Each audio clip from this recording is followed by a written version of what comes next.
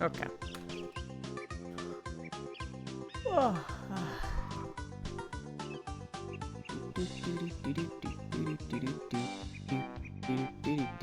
Okay. Hi, Air. Yeah, late.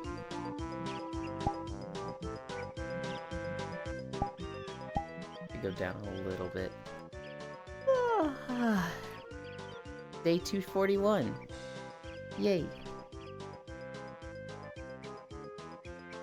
Hi, Archangel.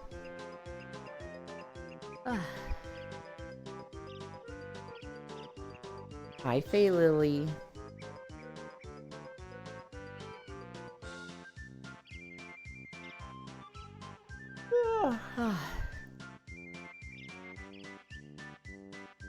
We're getting into it. Day 241. Our usual stretches. Do I have any plans today? I don't know if I have any plans today. I feel like I'm forgetting plans today. I feel like I definitely set something up.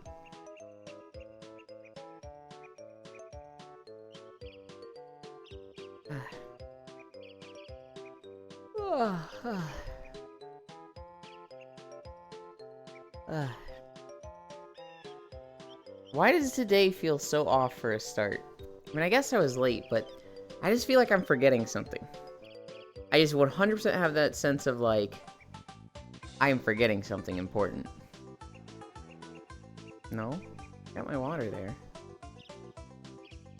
Well, when I remember it, it'll hit me.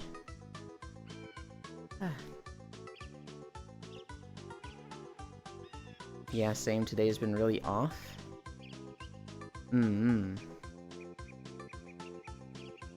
Can't type? That's fine. Cheers.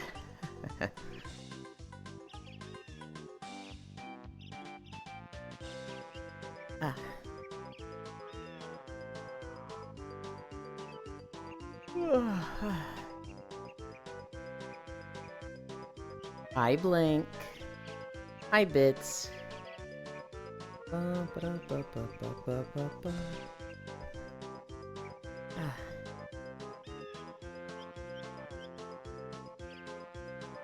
I didn't even do anything yet. I feel like there's so many old games that I just need to go back and play. I really want to play Mega Man Zero. I really want to play, like, all 4 Mega Man Zeros. I really want to play Banjo-Tooie and Kazooie again. I would like to go back and play Wind Waker and Ocarina of Time. Because I never beat those games. Hi, Shocky. Focus on your democracy.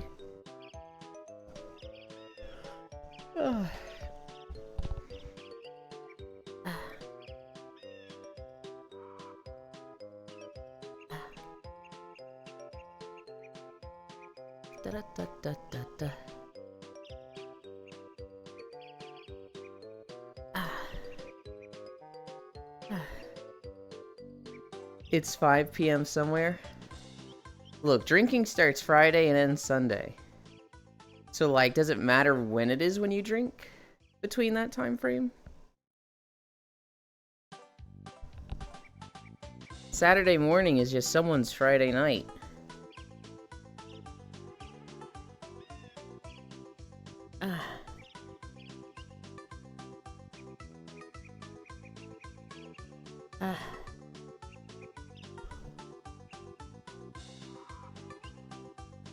Spoken like a true alcoholic.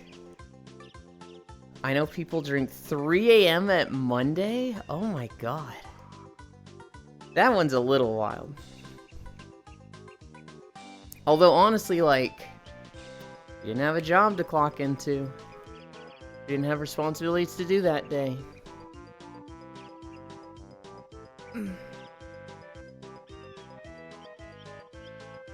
Maybe that's, like, perfect time for bartenders and waitresses, right?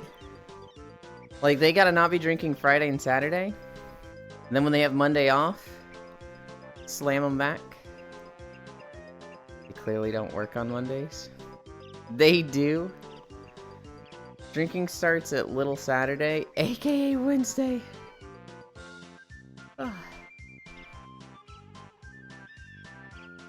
1, 2, 3, 4, 5.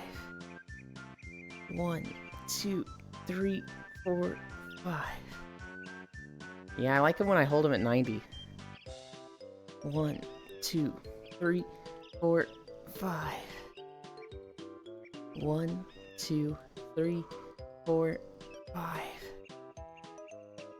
1, 2, 3, 4, 5. Okay. Ah, the flanks. And we're doing 3 minutes now.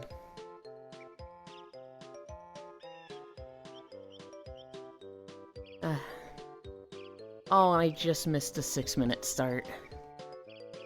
It's okay, it feels good to do this for a little bit. You can burn more if you lower and rise slower. I care less about the burn and more about the, like, butt muscles.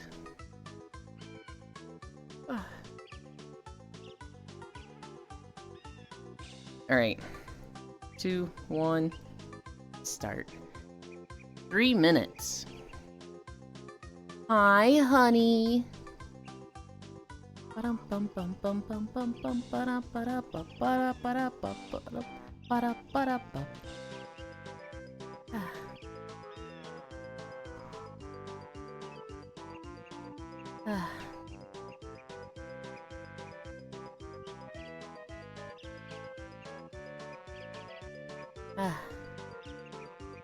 That's 1/6 of it down. 30 seconds already.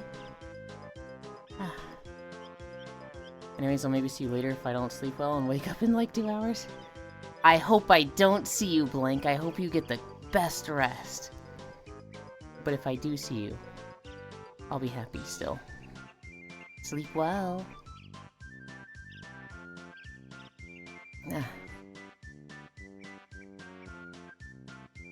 Okay, that's 1 minute down.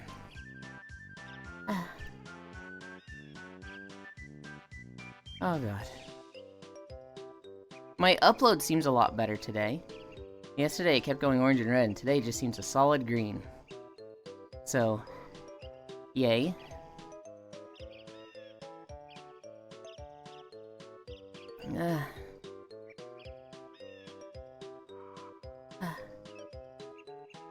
I was laughing at those PSO weapons halfway there.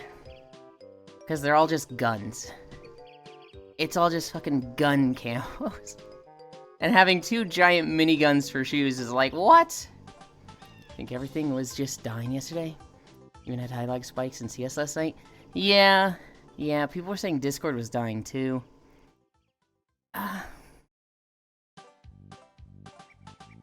One more minute. You been watching food videos today? I want you to eat the food in the videos. Look, some of that food was so unhealthy looking. 1 more minute. We're at the burn part. We're at the part that fucking hurts. 50 more seconds. Bum ba-dum bum bum. Bum ba ba-dum bum ba. Bum bum ba-dum ba ba. 40 more seconds. Ba-dum ba ba bum bum bum ba-dum bum ba. Bum ba-dum ba ba ba ba ba. Ow. Not even the health stuff. The flavor would kill you first. Hi, last one. 30 more seconds. Ow. Fuck. I want to do this every day. God, what's wrong with me? 20 more seconds. Ow, ow. Ow. 15, 14, 13, 12, 11, 10, 9, 8, 7, 6, 5, 4, 3, 2, 1, 0. Oh, God. Ow. Can I just, like, crawl up and lay here?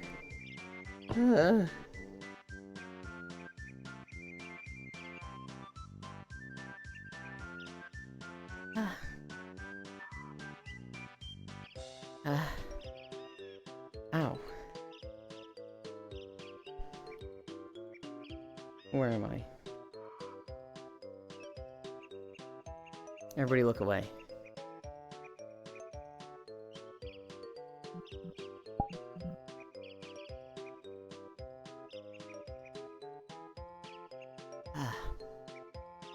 Ow.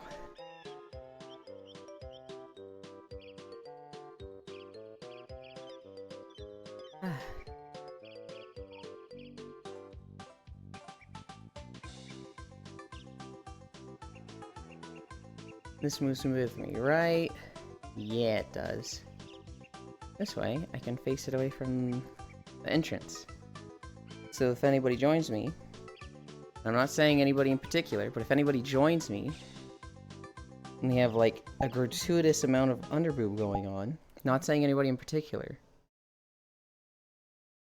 it'll be A-okay. This is Sholazar Basin. This zone is really small, and I'm surprised I got like 58 minutes of footage out of it. That's a targeted comment? It was literally not a targeted comment. I very specifically said I'm not targeting anybody with this.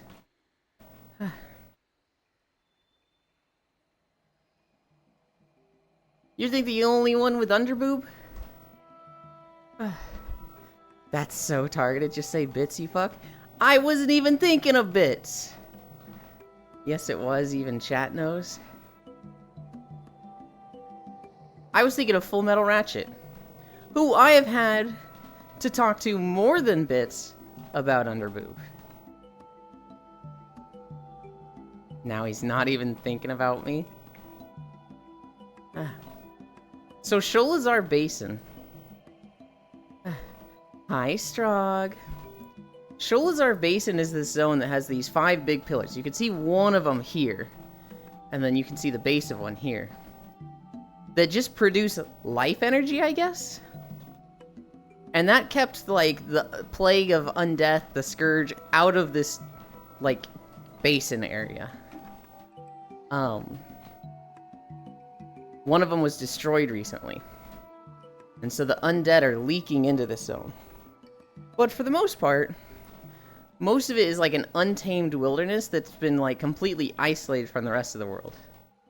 It's described as like the petri dish testing grounds for the Titans, which are like the gods of World of Warcraft.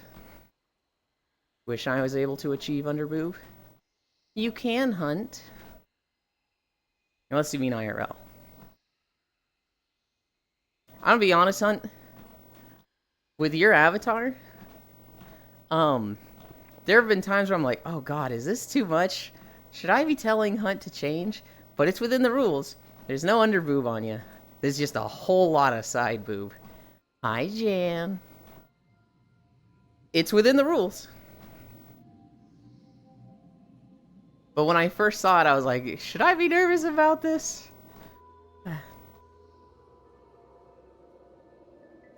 Bits Pat, no touchy. Oh yeah, I was a bit worried myself. There were definitely some times where it was like, you were laying down, and that put the camera at an angle. I was like, I gotta tell Hunt to move or something. Hi, Bits Face Dog, air loss on being worried.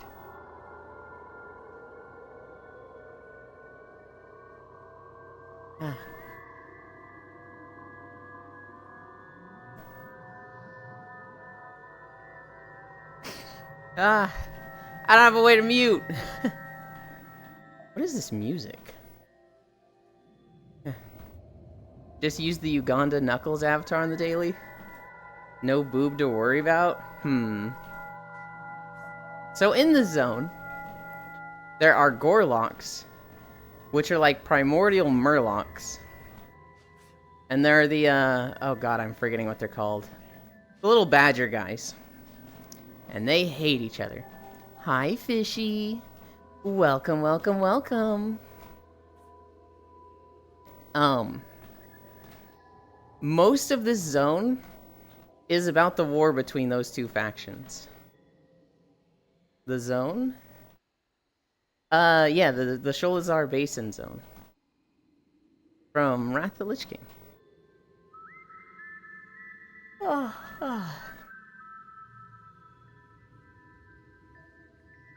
The next two zones, I don't know if they're gonna go fast or long. The next one is Storm Peaks. After that is Ice Crown. There's actually not that much walking space in them. Oh, this zone. Yeah. There's not much walking space in the next two zones. So I don't know if they're gonna be like super short or if they're gonna be super, super long. Because I just like there's not enough walking zone and I have to use not walking zone. I don't know. I will find out later today. I mowed the lawn. Tragic. I hated mowing the lawn. My dad would mow the lawn when I was growing up. Hi, Ordinary Rock. Play Season of Discovery soonish. Maybe not super soonish. I do need to get classic zones. I want to get all of Eastern Kingdoms and Kalimdor. And then eventually I want to level on Season of Discovery and record those zones in their classic version. So at some point, I am going to level a rogue on Season of Discovery.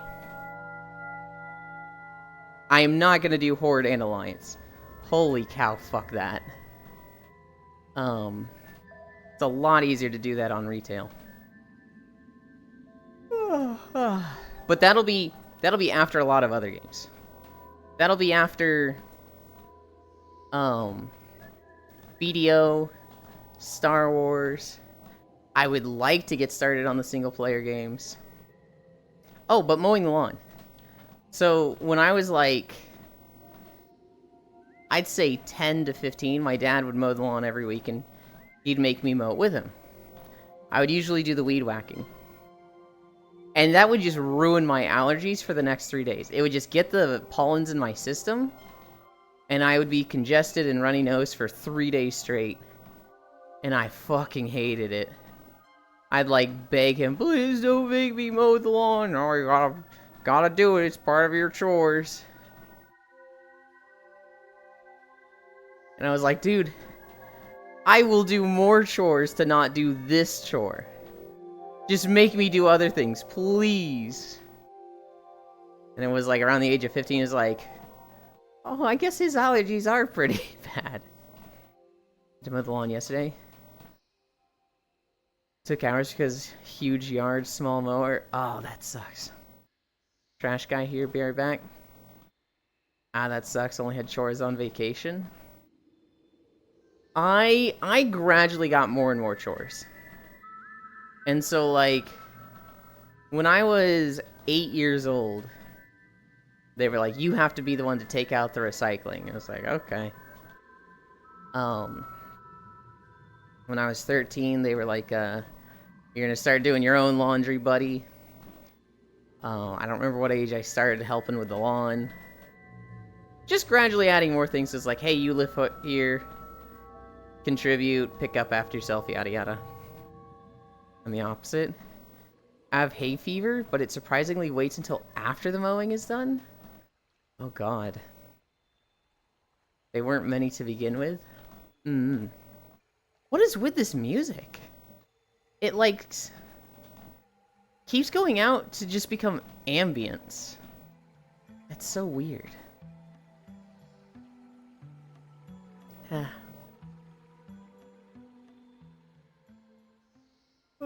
To me, this is the most forgettable zone of the expansion. I literally forgot about it until I went to record it yesterday.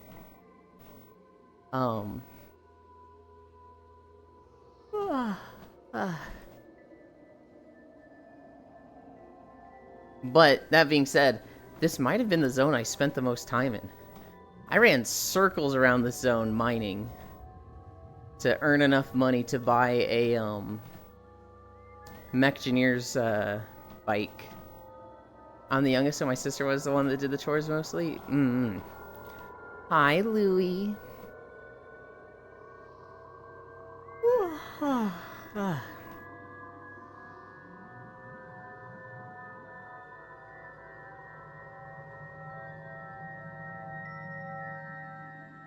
I'm totally mind spacing.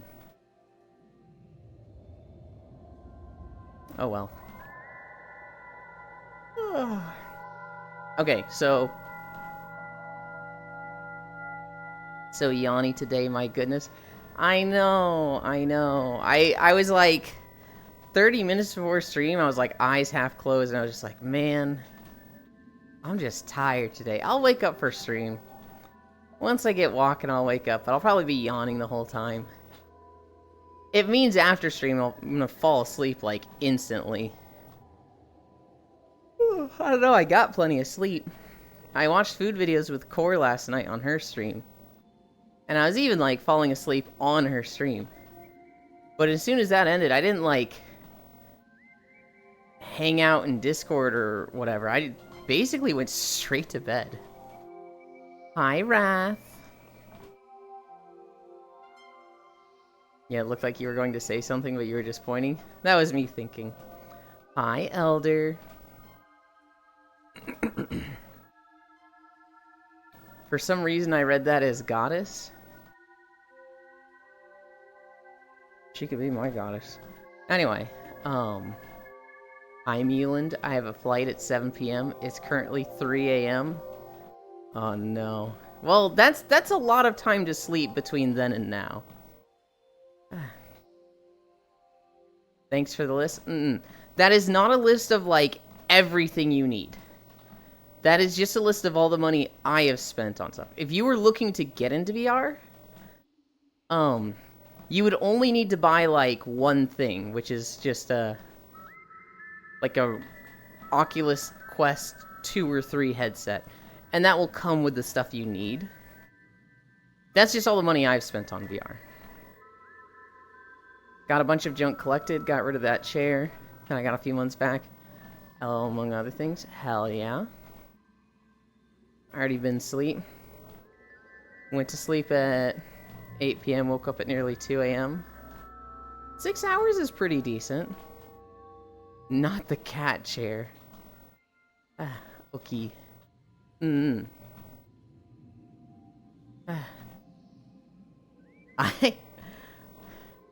I had 2 more comments on my videos. One of them I haven't responded to, but it was mostly wholesome. It was mostly like, man, Blizzard just makes the best environments. And I'm like, I don't really want to say thanks for that, because I didn't make the environments. So I need to, like, just think of something to say to them, because normally I see these comments, like, as I'm setting up for stream. The other comment was, this is on the VODs channel, which I don't check that often, but I uploaded one of the Skyrim parts. It had to cut into part 1, part 2. But somebody had commented on one of the VODs that was like, this is weird. Go outside for a real walk and touch grass, very refreshing. And I was like, what? No, get the fuck out of here.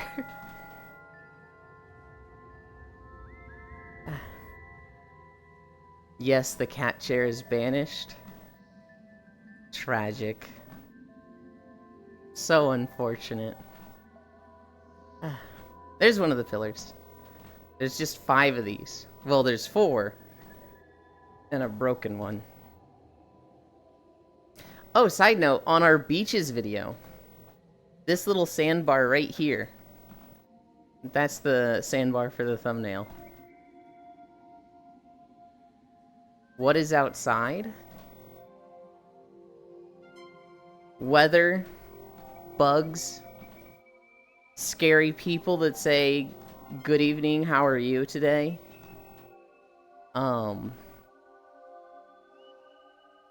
Not air-conditioned rooms. There's scary people outside. We don't like going there.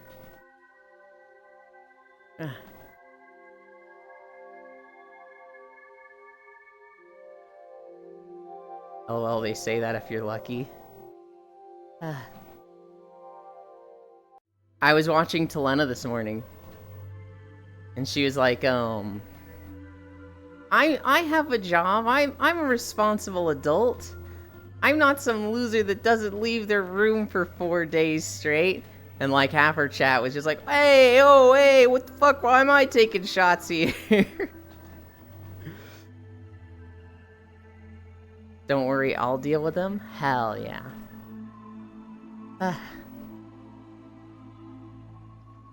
This was the main, like, camp of this town.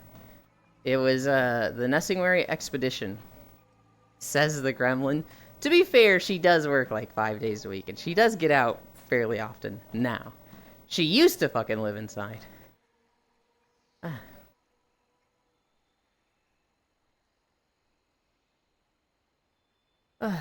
Boss Nessingwary himself is, like, right there. There's the guy. For those that don't know, Hemet Nessingwary is a big game hunter. And he's in every expansion. Well, I actually don't know if he's in every expansion. He was in Vanilla. He's in the Stranglethorn Vale. He's in the Burning Crusade. He's in the Grand. He was in this expansion. He's here in Sholazar Basin. I think he was in Kata. Where would he have been? He would have been in Oldham or Twilight Highlands, but I don't remember.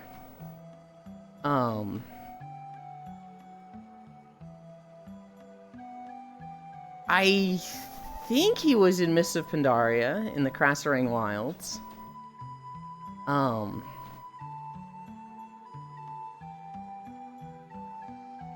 I don't remember if he was in WoD. I want to say he was.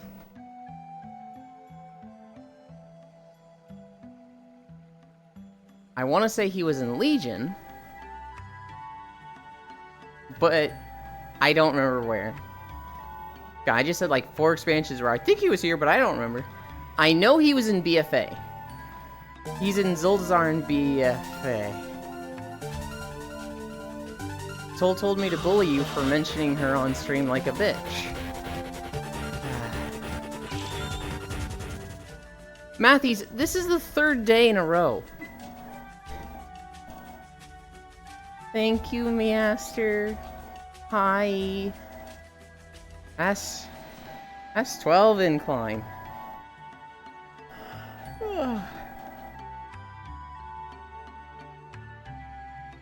Oh my god. Hi, Farisu. It's the weekend? Yeah, but you just did it Thursday and Friday also. We can't have a 4-day weekend, please. I'll die. I'll explode. I misunderstood that message, Lil Strong. Yo, it's the guy. He's in Wrath. I got distracted and just saw... Don't worry, I'll deal with him. I thought Strong was talking about the scary people outside, but I think he's talking about dealing with the cats. Incline. $50, it's the weekend. Wait, Talena was here? I didn't even see her there. Was she just standing behind me? Yeah, he's in VFA. Also gotta get you back in shape so you can squat down as you suck my cock. Okay, okay. Matthews hates money. He must remove it from his account. VFA is a bad expansion. The worst, most would say. You know my stance, Farisu. Hi, Remy. I tie BFA with Warlords of Draenor and Shadowlands. I know you like WoD, but you're weird. Yes, she was. I just saw that Talena has left. And I was like, wait. How long was she here? No, I meant I'll deal with the people outside. Okay, okay. It made sense either way. For her to be like, I'll deal with the cats, or I'll deal with the scary people outside. Looks at money. Maybe the pipeline isn't that bad after all. Oh my god. Imagine going down the pipeline just so you can give money to streamers. At that point, you need a intervention. Imagine rating expansions on content and not gameplay. Average casual MMO gamers. I'll remember this, Elin.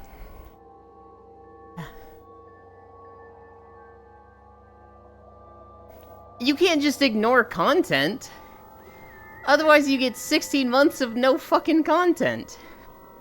Look. The gameplay of WoD was decent. They had good stuff going on with classes. I really like Gladiator Stance. You can't just say, this is the only thing that matters, though. BFA's content makes me want to uninstall the game. Same. Don't you fucking noted it, fish? Nah, the pipeline is cringe. Yeah, I thought so. Pipeline isn't cringe, shit is free money. Look, if you were wanting to do that stuff anyway, why not get paid for it? The pipeline is fine, come on in.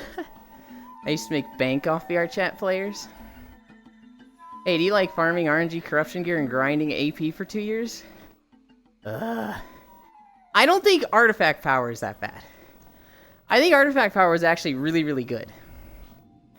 It was the Azerite that was like, hey, let's do it just like artifact power. But inverse, which makes it feel infinitely more awful. Except my pipeline is just selling my body to the government one stuff. I need a drink.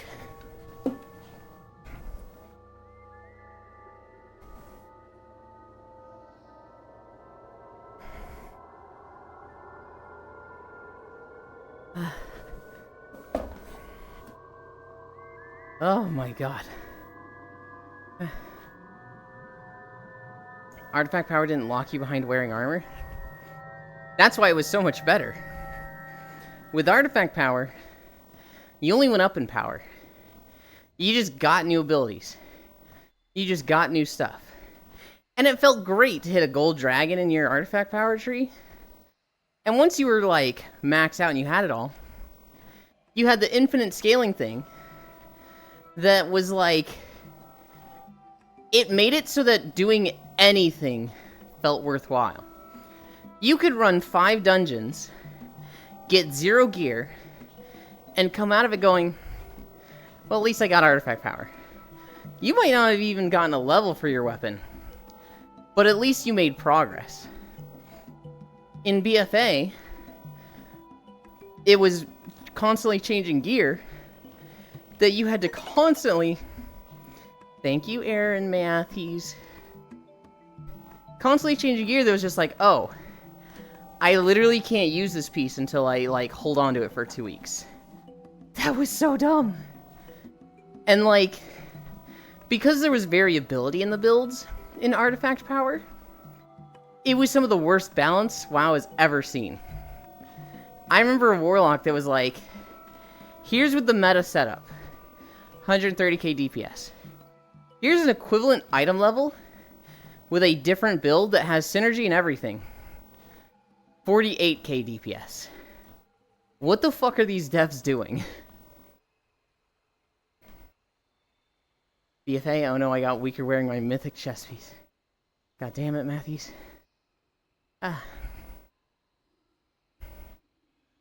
Your mom is artifact power? WoD, best in slot viable, talents perfected, legendary ring goated, and not RNG. Mythic raid bosses taking 12 seconds. Goated. Mythic raid bosses taking 12 seconds? Whoa, whoa, whoa. Farisu. Warlords of Draenor invented the mythic raid boss that was too long. Imperator Morgok was a 15 fucking minute fight. And everybody was like, fuck you. Don't ever do this again. And Blizzard was like, oh, wait, oh, sorry. We will fix that one. By fixing it, we won't do it again, Lamau. Bosses taking too long?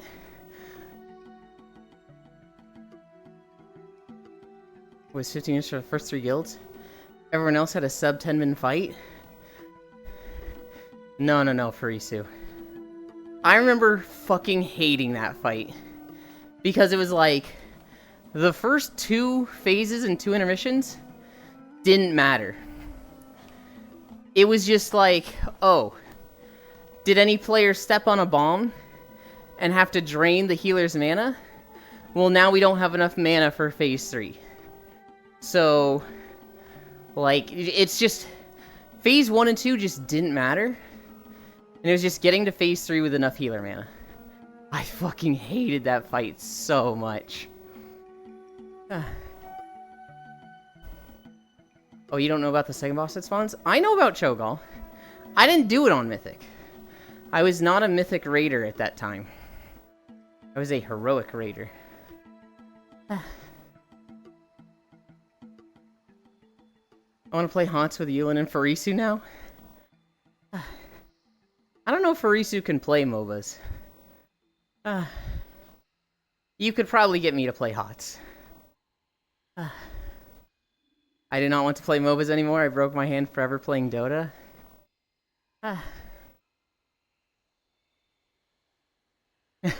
It was really funny, Matthews. Global was like, I want to force Yulin and Foss to play Cho'Gall. And I was like, we've played Cho'Gall. We've done like 50 matches of Cho'Gall. Foss and I are really good at Cho'Gall. Is this a punishment? And Global's just like, oh. And dumbass Foss is there going like, we played Cho'Gall, huh? It's like, what do you mean we played Cho'Gall? Yes!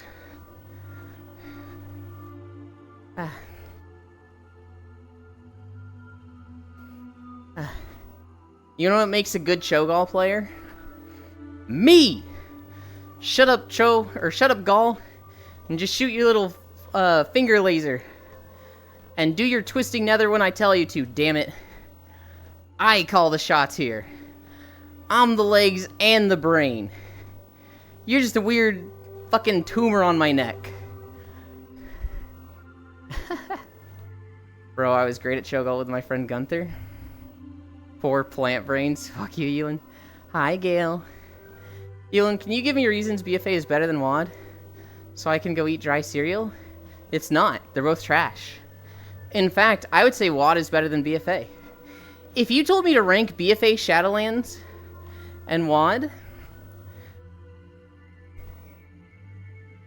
I would put WoD at the top of the 3. Then I would put Shadowlands. Then I would put BFA. But bear in mind, those are scores of like 1 out of 10, 1.5 out of 10, 2 out of 10. I actually don't think WoD was as bad as a 2 out of 10. I do think Warlords of Draenor was the best of those 3. Still shit. God-awful story. God-awful writing. Fucking time travel setting. Ugh. Fucking retcons out the wazoo. Decent gameplay and class balance. They were good with the classes. The setting, despite being a stupid place, was pretty. The raids were mid. Highmaul was mid. Hellfire Citadel was super mid. Blackrock Foundry was good. Maybe one of the, like, top 10 raids. PvP player opinion invalid.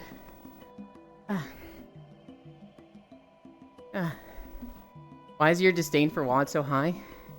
It's like you didn't even do Mythic raids or PvP. I did Mythic Hellfire Citadel a little bit. We only killed like 4 bosses. And bear in mind, that was like fucking 13 or 14 months into that tier of content. My disdain for WoD is because I fucking hate time travel stories. I hate them so much. And if you're gonna do them, fine. Whatever. I won't like it, but whatever. Shoot your shot at time travel. When you're gonna do a time travel story, and bullshit to me, it's not time travel. It's augmented reality. It's not time travel. You're just going back in the past 30 years. But an alternate dimension. Because it's not time travel. But like, everything's the same from 30 years in the past, just with these changes. But remember, it's not time travel. That is so fucking obnoxious to me. That is so trash. And like, just the way they handled this whole story while leveling. The leveling experience was not bad. But like, God, I hate the story so much. Nah, Kata is the worst? Far from it. Kata did a lot of great things. The days are approaching. You'll know there were only 14 months between Hellfire Citadel and Legion. Are you a pre-patch Mythic Raider? No. I'm pretty sure it was 16, wasn't it? I'm pretty sure Siege of Orgrimmar was out for 14. And... Hellfire Citadel was 16. I know Siege of Orgrimmar was out for like an entire year plus some. And everyone was like, this is trash, they should never do this again. And Blizzard was like, we'll never do that again. Our goal for patches is 6 months, and the final one, 8 months. And then they did it worse than ever with Hellfire Citadel. June to August? Maybe it was 12 months for Siege of Orgrimmar and 14 for Hellfire Citadel. That's not much of a defense for Isu. It's still trash. That is still way too long for literal 0 content. Futurama is the best time travel story and you can't convince me otherwise? Oh, I agree. Well, I don't know if I agree. Futurama has really good time travel. Final Fantasy XIV has really good time travel. Chrono Trigger has really good time travel. Like, you can do time travel well. WoW just does it shit. WoW is just, like, fucking awful at it. They want you to constantly go back in time and experience stuff in the past, and it never has any fucking effect on the future. Unless they want it to. It's so dumb. Kata Classic is going to be so bad. People are excited for it, and I'm like, alright. Have fun. Doctor Who is the best time travel? I have not watched Doctor Who. I don't doubt it. 1 month, yippee. Doctor Who is best indeed. I'm almost done with my breakfast and stuff? Hell yeah. What's some other good time travel?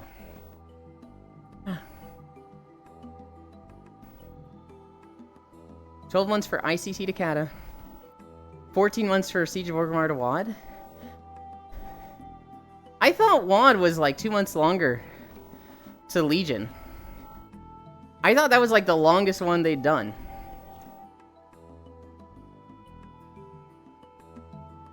But it was the same as WoD? Hi, Zuvi. I thought everyone had windows like that. So I got to oversee friends through VR chat. Nope. Our windows are just slide straight up. At least mine are. I have a few that, like, you turn them and they open inwards.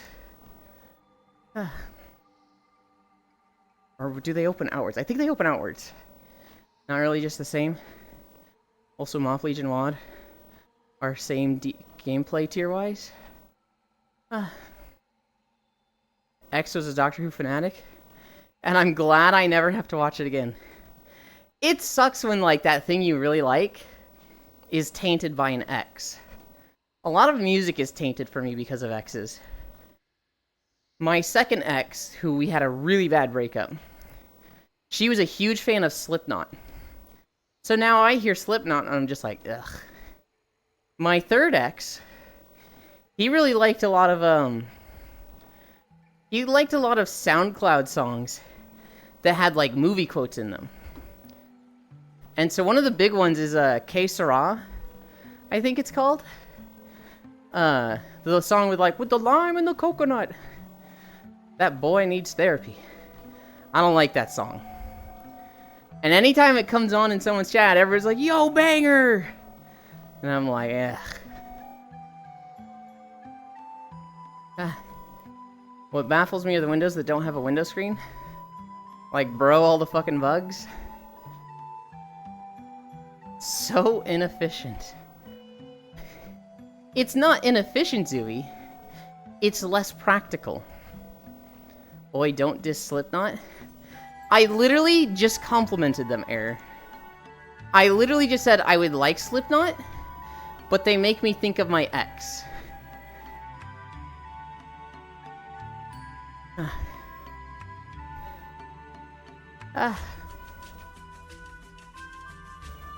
I want a drink.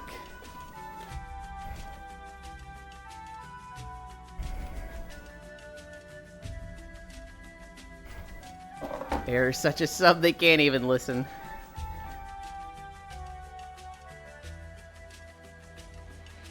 Hi, Zoe. Usually all the European ones got the screens that roll down. Screens that roll down? What the heck?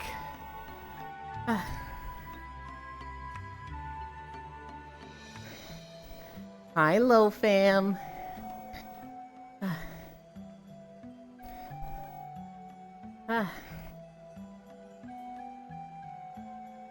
Hi, Yuli. Lo Fam. World of Warcraft expansions. Rank them all. Best to worst. I would go Legion, Wrath of the Lich King, Mists of Pandaria, Kata, Dragonflight, Burning Crusade, Warlords of Draenor, Shadowlands BFA. One sec, I'm coming. Okay. Yeah, you walk your Hank Hill ass off. Oi! It's not that small. I took pictures, it looks fine. It's not as fucking bouncy as it used to be, but it's not a Hank Hill ass. And if you tease me too much about it, I'm gonna fucking send it to you. It's Lo Fam again. Yeah, rolly screenies. It is a mega cute Lo Fam. One sec, I'm coming. Vanilla TBC Wrath Lich King gameplay. Well, okay, Farisu, I agree. But you can't compare them to, like, New Age gameplay. Because they were 15 plus years ago. In their time, they were fucking incredible. I respect Vanilla. But not the 3 sequel expansions. Boy needs some bread.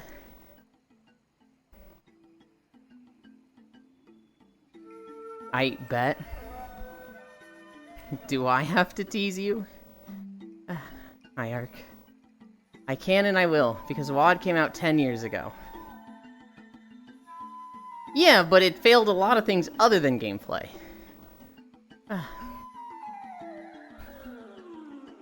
Hi, Lo Fam. Have you ever been to this map?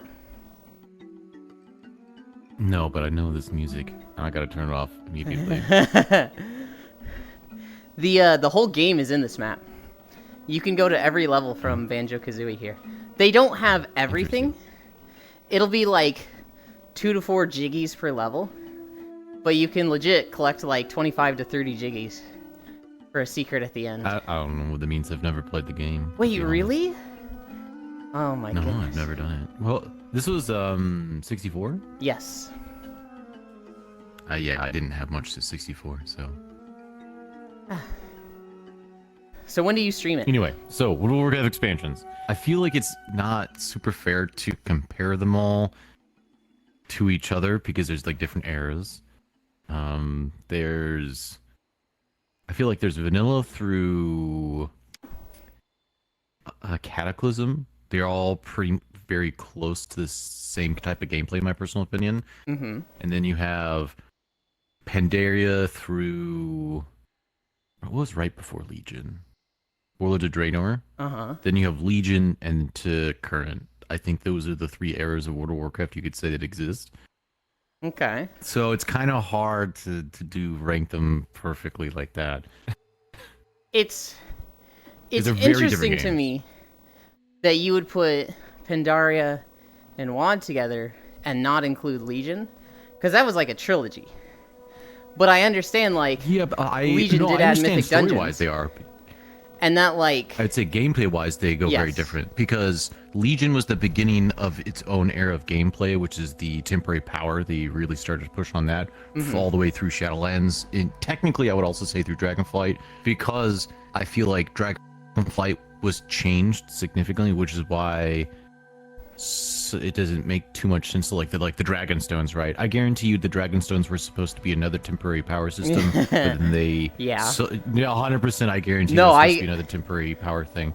I've never heard And then that they theory. kind of like And hearing you say it, I'm just like, yeah, 100%, 100%. The dragon stones or the 4 It's different because- reputations. exactly. They it was meant to, but they realized how much people were not liking the temporary power systems that they had already done, and they pivoted off of that because essentially it's literally set up exactly the same way as the Covenants for Yeah. Shadowlands. But then they just never expand upon it, and the gameplay's just not there. So they just cut that out. Hi, Alex. It almost feels like they were gonna do what WildStar did, where you have 4 different leveling paths. So when you make a character, you could make a soldier, a settler, an explorer, or a scientist. And basically like 30-20% of your quests while leveling would be for that like designation that you chose. So if you were a soldier, that was just give me more Okay. kill quests. Give me some like defend this hill quest. I just want to fight. If you were a settler, you'd have a lot of quests that were like go collect this material nearby, bring it back to this like questing hub, and build like temporary mounts for people. Build things that will buff people using this area. The explorer was like, you'll find flags at the top of hills and deep in caves, and you'll get experience for that, so it like incentivize exploring for those people. And scientists were like, click all the lore objects, scan all the things, and get experience for that. And there was like the main quest line for each zone, but like based on your type, you'd get a lot of extra quests. And I look at the 4 reputations that they started with in Dragonflight, and I could see them potentially doing something like that, right? So it's like if you were an expedition, that would have been like, hey, explore all the things. If you were Kaluak, that would have been like fishing and crafting. If it was dragon scale, I don't It would know have been what exploring and maybe a bit of lore, it like would have been like well, no, the expedition might have been lore stuff, because that's literally the fucking... I don't know, but I could see them categorized like that, right? yeah, I can see that. I don't know. I mean, you could say that it's a good sign that Dragonflight is kind of a mess because they're trying to pivot away from what they were doing beforehand. But it left Dragonflight really unfinished, in my opinion. Yeah. A 12-ounce box of Yeah, Cheerios so- is about 2,700 Cheerios. A 1,000-piece bowl would be roughly a third of the box, or about 3.5 servings in a single bowl. Insane. That's a lot of cereal. We've been having this cereal debate. How many pieces of What's the cereal debate? do you think typically go in a bowl of cereal? Oh, it depends on the cereal, to be honest, because like you can go from like there's so many different ones. They'll have very different sizes. We've been So looking at Cheerios and It's Reese's not even fair to Puffs. do. I would say weight is much better measurement than individual pieces. No. We're focusing on individual pieces. I found a screenshot online of man. what looks like a standard bowl of cereal. And I literally went through and marked them all with a marker. So, like, I marked 10 as red, 10 as blue, 10 as green to make it easy to, like, keep it in track of 10s. And there was 130 pieces of Reese's Puffs in this fairly normal bowl of cereal I found. And then, you know, Okay. some of them were, like, barely popping up over the milk. So we could say, like, there's a second layer under. But the bowl, like, tapers down, right? So we have no way. We can't just double the 130 to 260. Maybe it'd be No, like yeah, you can't do 100. that. We have to estimate. So I was thinking like 230, 250 pieces of Reese's Puffs in the cereal bowl. Zori is sitting here going, that's a fucking bitch bowl. You gotta use a ramen bowl and full packet before the milk is in. And I'm like, what? There's Ramen no now. way. Let's just do. Was it pho? Let's just get a big pho bowl, or is it even Oh my god. even bigger? High non-dairy. And so, like, I'm the type that, like, I can understand me having small bowls of cereal because I'm gonna have like a little bit of cereal, a lot of milk, and just drink the milk after because I like milk so much, right? If I get a second bowl of cereal, that's a second bowl of milk that I like. And these guys are out here being like, no, as little milk as possible. And I'm just like, oh my god, these psychos. I guess, see, for me, it depends. One of the reasons why I like Cocoa Puffs is because, you know, the milk afterward is, you know, chalky.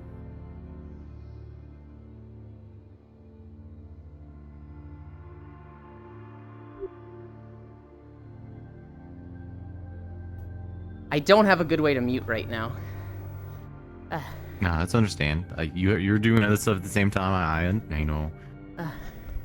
I know what's going on. I have a lapel mic, and so to mute, I have to click the button in OBS. But while walking and in VR... What lapel mic did you get, by the way? Oh, some really cheap one. It's literally like my third mic, and so I'm tired of spending money on them. I got... Wait, third lapel mic? No. I got an Antlion wired mic. And this was like $70 4 years ago. I didn't use it much because by the time it got delivered, my problem had been resolved.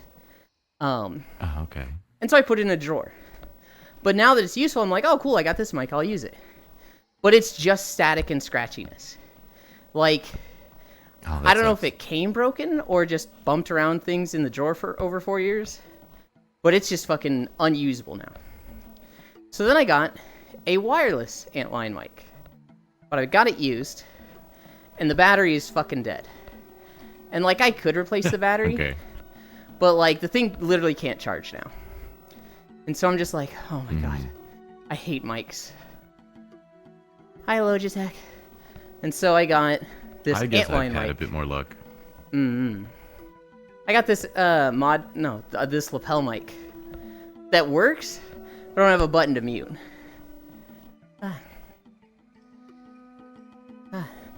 Granola Sensor 2. Oh, well.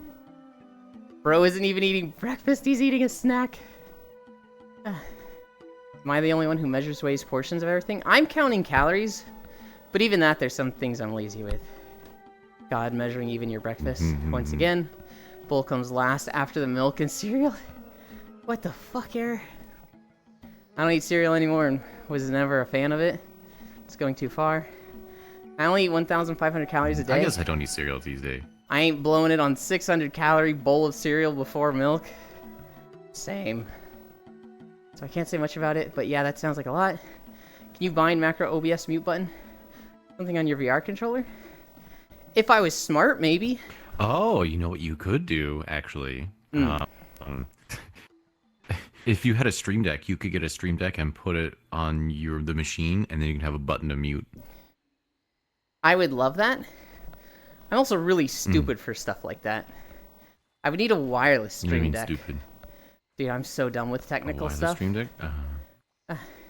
Look, I don't think that exists, actually. Oh. A wireless Stream Deck? No, I never heard of one. Maybe it exists. Yeah, so my treadmill is here. To the right of the treadmill is like the standing play space. And to the right of that is the desk. And so I would have a cord. I guess you could get a long wire. I could, but I'd have to like hang it along the ceiling.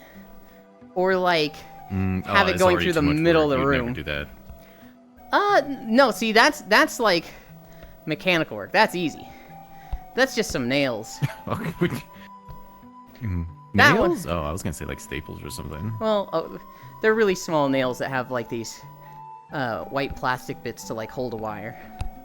Okay. They're specifically for like keeping wires along a wall. But like software stuff, I get real dumb with. Well, I mean, they're pretty simple, I'll be honest. You say that. You figured out your own ducking 4 or 5 years ago. We are not the same. Why wouldn't I? We are not the same. Okay, when you say ducking, that was I don't even duck anymore, but yeah, at the time I did. Not that hard. Yes, it is. It's literally an option in the OBS. Nope, it's hard. Okay. okay. Yeah, dropping down in a menu box and clicking on duck and then doing that. Now, other audio things is more complicated, like filters and stuff. That is more complicated, but You want to know what the extent of my audio engineering is for these walking videos? sure. When I'm in WoW, Probably mute the audio and then overlay something. when I'm in WoW, I set the master volume to 75, the music to 55, the ambience to 10, and sound effects to 5. That's the extent of it. That's what I do. Oh, so less than what I was thinking. You're Yes. literally just using raw audio from the video or Yes. the recording. Uh-huh. Ah, okay. Applying a I filter, mean, I guess huh? if it works, it works. Well, no, okay, applying a filter post-editing is more complicated than... Anyway, whatever. For Final Fantasy, I did have to get a bit smarter with it, because they don't have a button to loop music. They will just have 1 to 3 minutes of dead silence. And it's like, well, this is fucking awful. And so I had to start, like, recording sections of songs, bring that into Filmora, which I know it's not the best editing software, but that's the one I got. And then I would have to cut it and perfectly loop it. And sometimes that's really fucking hard. Who's that lovely sound owl? That's Low Fam. That's me. Ooh, ooh. Wait, what? There you go. The horniest VTuber on Twitch. Owl sounds. Exactly. Oh god, I eat a third of a box of cereal every bowl. Maybe if I'm chilling, a fourth. If it's 2,700, 3,000 calories per box, I'm going for a 600, 800 breakfast. My reasonable calories are 2,000, That's a very 2,400. filling breakfast. You'd have power bank in the Stream Deck? So, like, I could have power to the Stream Deck easily. But for it to connect to the PC, that's where it's like, is that a thing? Yeah, most Stream Decks are have online power as well, so you don't actually need a separate power cable. No So- bowl, put milk into bag, in box. Eat the whole thing, box included. Okay, lost one. I'm a 140-pound vegan idiot. Cardboard. No nutrients in my brain. 220 bald farmer. Farmers only, let's go. Also, I go nut milk, so less calories in the milk. Oh, God. Oh god. Oh yeah. Oh no. Yeah, that name there, Strock.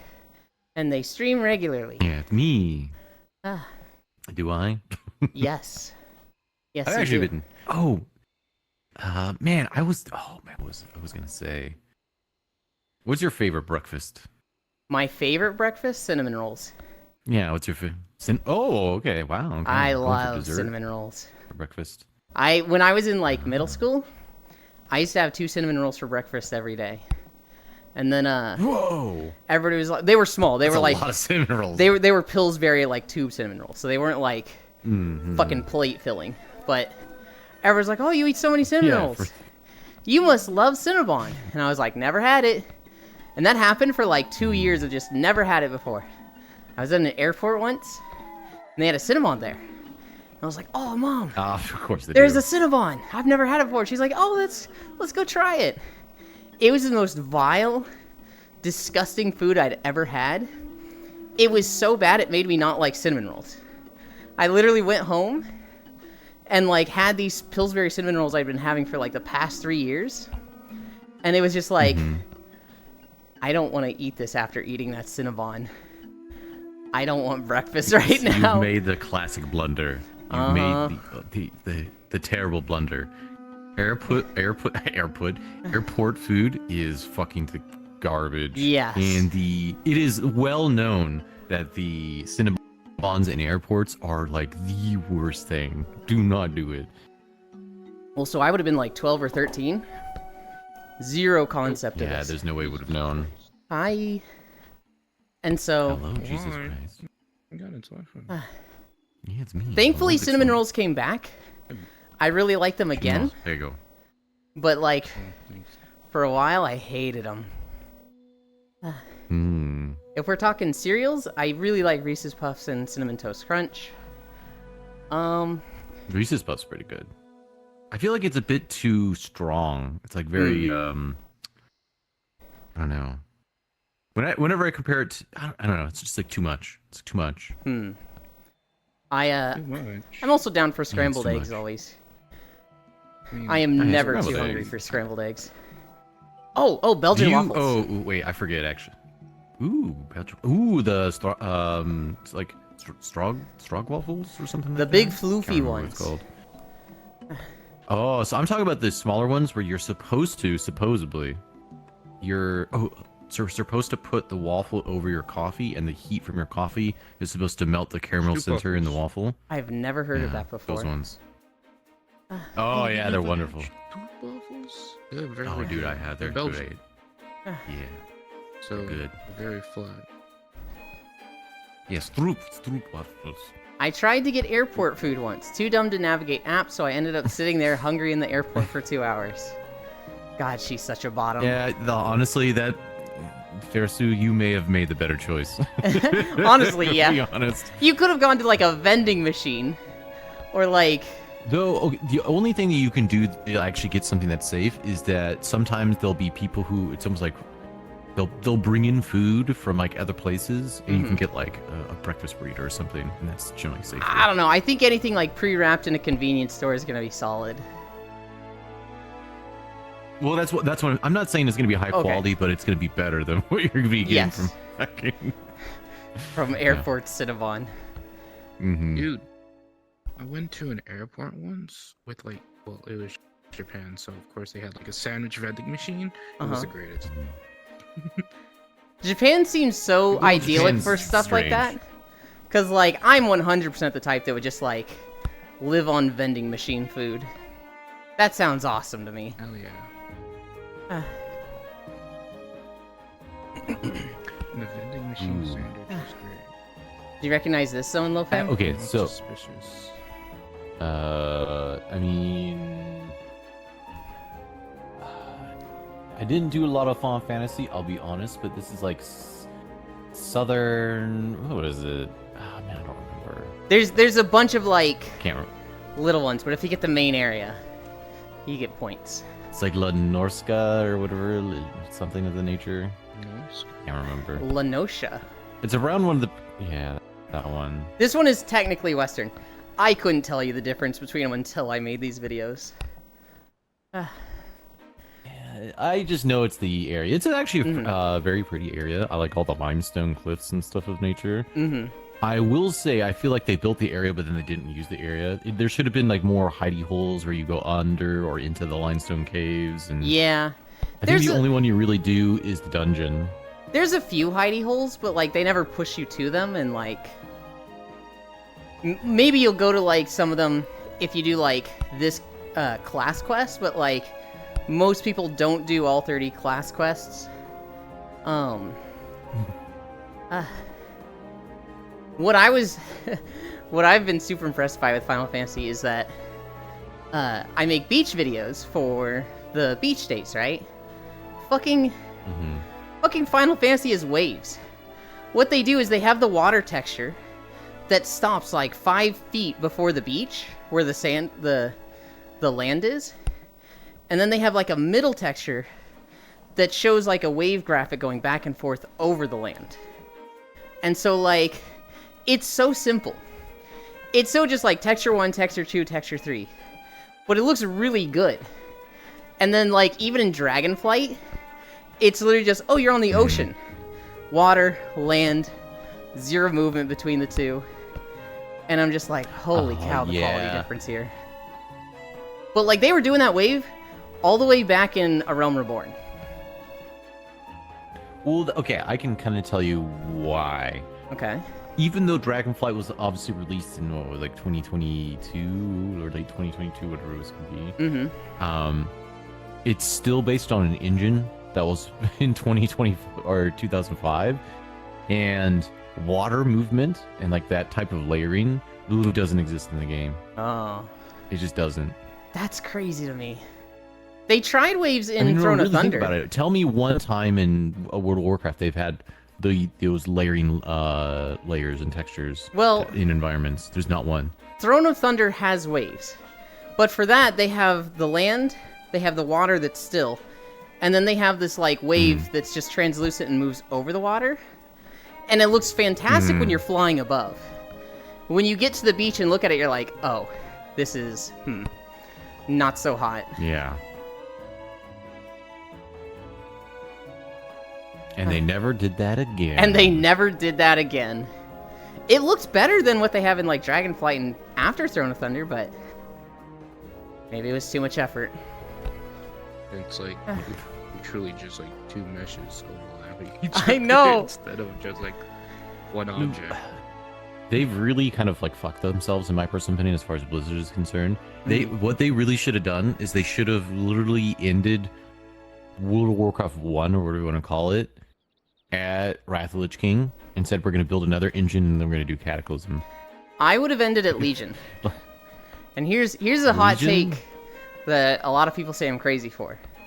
When you look at PSO2, Well, the story was essentially done at Legion. yes, at PSO2, they had base PSO2, and that was a great game for 8 years. And then they redid the game with NGS, and they redid like all the UI, all the combat, all the systems, but they're like, it's not a new game. You keep all of your cosmetics, your characters, just nothing power-wise transfers between NGS and base. But it's not a new game, it's just an expansion. But like, effectively it's a new game. You just keep a lot of the cool stuff that you built up. I would have liked if World of Warcraft did that. So after Legion, you defeat Sargeras, or seal him away or whatever, and then the story just chills off for like 1,000 years, lore-wise. Like, it just, there's no threats after that. The Void never comes. There's no fucking jailer shit. Sargeras and the Legion are trapped. And then, like, they have World of Warcraft 2. Completely remake the game.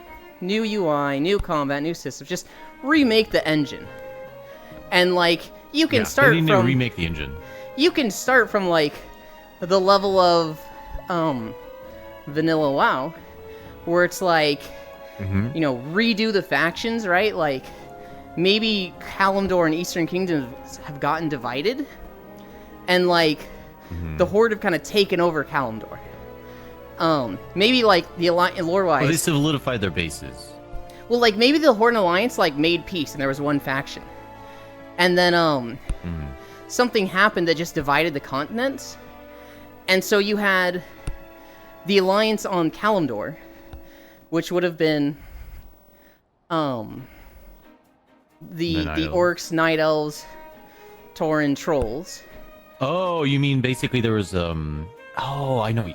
Oh, actually, you know what? That would have been really interesting. I think I know where you're going. Let's say there was like a cataclysm or something, and that basically some level of communication was not possible, so they were cut off from each other. Yes. So races that normally would not have been allies would have been forced to, based on the situation, to kind of come together. So like orcs, elves, very natural enemies as far as Warcraft is concerned. Like, well, okay, we're gonna put aside our differences, and so you get this weird situation where you friends of strange bedfellows, as I could call them.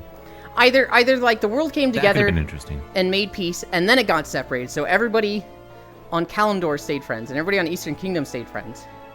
But then, like, a fucking, like, unsundering happens, and the Eastern Kingdoms and Kalimdor get pushed together, and you have, like, just massive devastation to both sides, and to, like, literally feed themselves, they need to go to the other side to get shit. Which means taking from the other, so, like, you suddenly have a war between these two sides, and it's just redone the factions, right?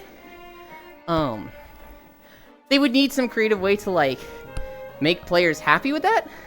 Because, like, if you played a Night Elf, you'd want to be Alliance. And it's like... The only way to do this is you have to have a 2.0 game. You would need a 2.0 game. I'd be totally okay with it being, like, guilds are cross-faction now. You have this, like, lore-wise, this divide. The guilds are very divided. or the guilds are very disconnected from the factions, but like players will get quests. But there's like neutral areas that the guilds can be based in and whatnot. I would fucking love something like that. And like, I don't know if you've ever seen like the World of Warcraft on Unreal Engine 5 videos. Give us new combat that's maybe not I've quite seen that that to keep it like, because WoW is a tab target game. It should probably stay as a tab target game. Yes, I feel like there are ways to they can improve it though. I mean, the tab targeting gameplay has not really evolved for 20 years. Yeah. I'm not sure how you would, which is probably why they have problems with it, but you know, whatever's. Factions are a dead idea due to the population shifting to one or the other. I agree. The game is so heavy horde now that like what they're doing with the cross guild, cross server, they're taking away mythic restrictions on cross server stuff. I believe with War Within. I really feel like what they should do is basically spin up something. They basically need like a second team to spin up something, do like a Classic Plus or something, and say, hey, we're gonna be focusing on Classic Plus for like the next like 2 years or something, or whatever amount of time they need, right? But basically smaller projects, and then basically remake or do an engine, and then basically say, hey, this is gonna be the next like era of World of Warcraft, and it's just a new World of Warcraft. And do a time skip, whatever you want to do, and they desperately need it because they need new characters. Oh my I'm god. fucking sick and tired of seeing the same fucking characters in every single expansion. They should have finished their stories a long fucking time ago. Sylvanas' story should have been done at Wrath of Lich King, and she should have killed herself, right? Yeah. That should have been it. That or like, she should have taken like a really backseat role where like she is fucking holding herself together with hate. Because I feel like they can't like have, well they could, but not a good guy character just kill themselves like that. But like, what if she was just like, as soon as Arthas was dead, she's just like, cool, I can stop holding on through my hate, and just fucking half falls apart, half ages plus 50 years, and is more like chair-ridden crone that like they go to for advice and knowledge sometimes, but she's there. Hag. Yeah, she could have been like a fucking hag that's just like, you know, taking more of a backseat and like studying mystical shit with her time now instead of being like frontline general. Like There's so many things they should have done. They're really bad at. I think one of the problems with like big MMO writing is that the writing stories over literal years, and because you have years, you have people coming and going, and then you have people wanting to do different things with the characters and pulling the story in different ways. yeah. It's very hard to have a very cohesive story with like a single line, and yeah, they need new characters. Yeah, exactly. What Farisu said. The next era of WoW has already been announced. 6 years of mid expansions. Can't wait for Thrall Jade to save the day. Exactly. Oh, God. I'm tired. See, the thing is, I'm not tired of Thrall because they basically threw away Thrall after Cataclysm because they really recognized they made it into Green Jesus, and they basically threw him away for a long time. So, but yeah, Jaina needs to go. I'm so sick But yeah, of Jaina. even then, I think Thrall should go as well. More Dadgar.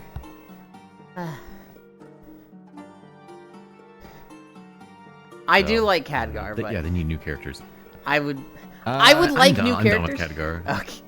I would like Khadgar new is literally characters. a MacGuffin in the character form. I fucking hate when they bring in new characters for just like no reason though. So like Irel, I think she's cute. I fucking hate that character so much though. It's like Now, to be fair to Yorel, her story or her even okay. So here's the thing: her foundation story was not complete. Hi, Smug. They literally cut out huge portions of it. What I know of Irel is that she's a 16-year-old acolyte that we save from the whole portal scenario. And then Velen is like this old guy and leader of Draenor, or leader of the Draenei. And it's like, oh, old crusty character that people aren't going to like as cute girl, write him off. So he kills himself. sacrifices himself. Sacrifices himself. Very different. It's totally different. It is different. It is different. Irel basically like becomes a commander, becomes a general, becomes a fucking exarch, and it's like, hang on, there are 5 exarchs of Draenei society. They have some Draenei that are like 10,000 years old, and they just gave the role to a 16-year-old. Are you fucking me? That makes no sense. I hate that so much. Okay. How about this? How about this as a really good storyline, or not a good storyline, but a different thing. So you have Warlords of Draenor, and throughout Warlords of Draenor, Yrel is a character that is involved in the story, and because she's a lot more like you, she's supposed to be like younger, she's less important. What you're supposed to be as characters, right? So she's more involved in like the dirty things that are happening, right? So she can solve these things. At the end of Warlords of Draenor, she's still just like, maybe she's like proven herself in some way, so like she's like an important like asset that people will use and do stuff. Through the expansions, she does more and more things as she proves herself. She takes on different roles, and because one of my personal theories is that we're going to be fighting the light at some point. What they could have done is that because Rel is so young and all this kind of stuff, she's very easily, say, like gullible to the light's influence of like, hey, you're the just whatnot, and then that's how she can actually become the villain or character wherever you want to. And so it would have been like, oh yes, this young person is being influenced, blah blah blah, there's her story, right? That's totally doable, right? Because she's so young. Because I don't think the exarchs are gonna just like, yes, light, please take over our civilization and destroy everything, let's do it, right? I feel like they're gonna be a little more intelligent than that. Well, did you do the Magar Magar quest? Use quest? people who are gullible. The what? Which one? The allied race quest for the Magar. Yes, I do know that one. So apparently, Irel's just like, everything's gonna be converted to light, and you're gonna like it or not. And so it's like, well, the thing is, like, if they wanted to do that, I feel like there could have been a story arc for that to happen and to make sense. But they essentially cut out the part where she proves herself, because she goes from literally like recruit working with you, escape, prisoner, to getting like Exarch Mark from Velen, to for some reason I can't remember which Exarch it was. Was it Mark? Socrathar. The one that no, not Socrathar. It's the Maladar? It's the guy who was in, I think maybe it's Maladar. Maladar is not an Exarch, but well, basically one of the big Draenei characters that's not Velen also dies, and he's like, she takes up his hammer and like all these things. I don't know. He was a Vindicator, and he was like training her as a paladin. She should have been just like a very strong person, and that then she gets taken over. Murad. Not taken over, but not she gets Maladar. led by the light, and then. But yeah, Murad, that's the one. I know it was like some M name. He was in the cinematic for Burning Crusade. He was the paladin in the book, right? Yes, there were 5 exarchs. There was the ranger, there was the engineer guy, there was Socrathar, who you kill. He's the quest in Shatrath, and then the raid boss in Hellfire Citadel. Yeah, Socrathar. Yeah. There is a Kama, who stayed behind and gets corrupted in Burning Crusade, but I'm not sure what happens to him in Warlords of Draenor. I think he just chills. You quest with him a bit in Shadowmoon Valley, and then like really don't deal with him at all. Yeah, he does like the sickle thing where he like does like light explosions with it or something. And then there is I think Maladar was the Exarch I'm thinking of, and there's Murad, which was the Vindicator in the cutscene. And so 4 of them. Yeah, what are the situation? They could have done it better. 100%. Yeah. The moment I saw time travel lore shit with Warlords of Draenor, I was like, no, please, no. Okay, if they want to do time travel shit, you can do time travel, but you have to have very strong rules of like what can, and you set them out ahead of time. Like, this is what you can do with time travel, and like that is what you do. Right? And they didn't do that. They did not. They did not. You didn't get to it. Set the baseline of it. But Final Fantasy XIV. Get to what? has fucking amazing time travel. And the thing about it is that they touch it just once. They literally do it for like one zone. And then they're like, and this is how it affected everything after that. But like, it's not a constant thing. It's not a like whole expansion. It's not a here's 3 time travel dungeons. It's not a like, oh, we don't have this item, so we're gonna go yoink it from the past with 0 consequences. It's like, they do it once, and like, the consequences of it, you realize have basically been there the whole time.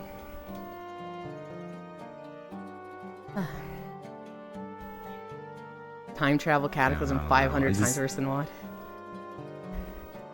I think they're both shit. I mean, okay, so I would say Warlord of Draenor was such a... It's so weird to me, because you have some of the best raids.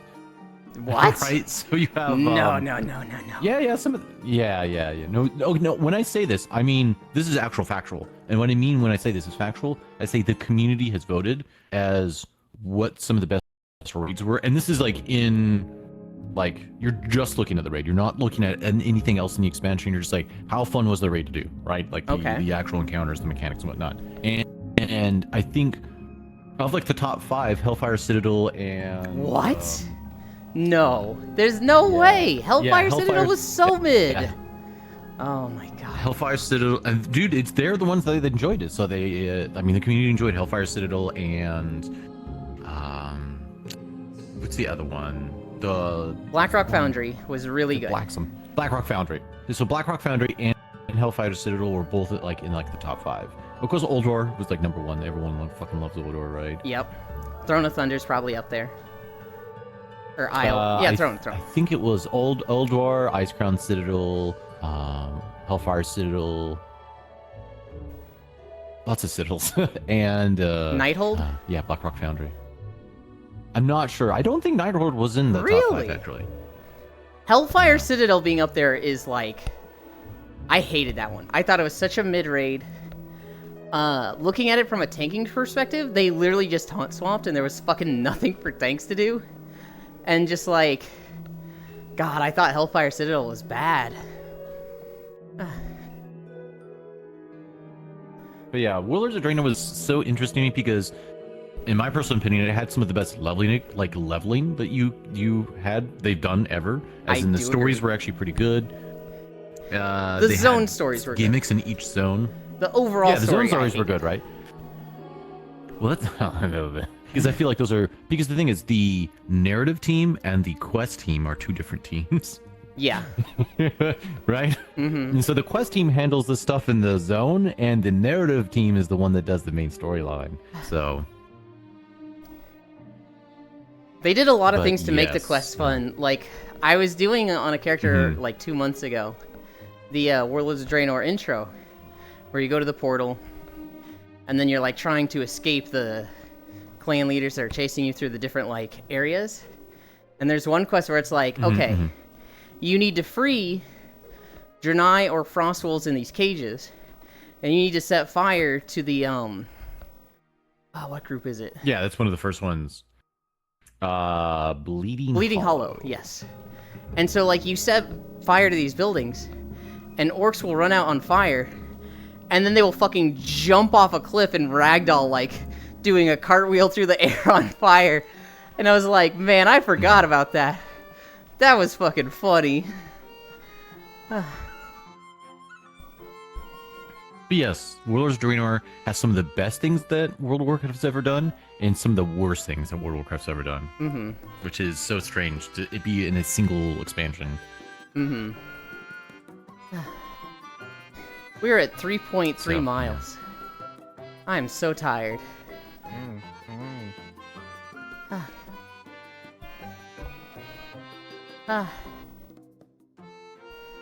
Sprint you. No. What the fuck, no. This song got hella whimsy. It's the town song for this area.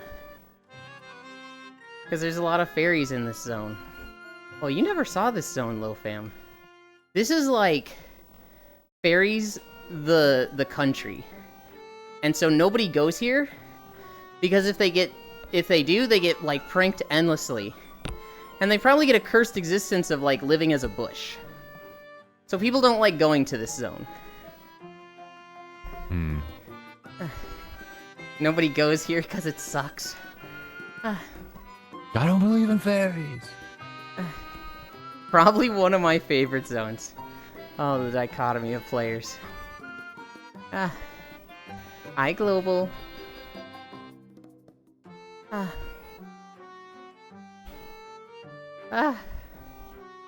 don't know why Global hates me so much. Maybe one day I'll learn. I think he loves you.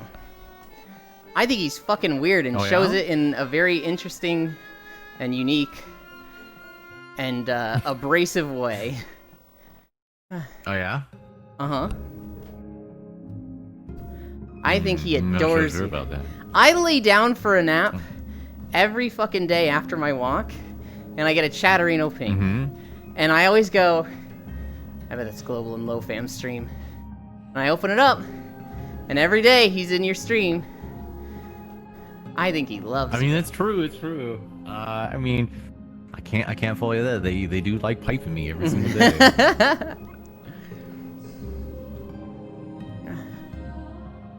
And also, I brought back tits, so you can throw stuff. Hell yeah. Fucking send me the fucking commission of... Oh, you're talking about the throw thing. Okay. I got excited. Yeah, switching your throwing system. What do you mean? What the fuck did you think I was saying? I thought you meant tits. Like, we got a new outfit with the ba-boom, and I was like, fucking let's go. And... fucking let's go. I mean, you've seen the butt, so... Yes, yeah. The butt.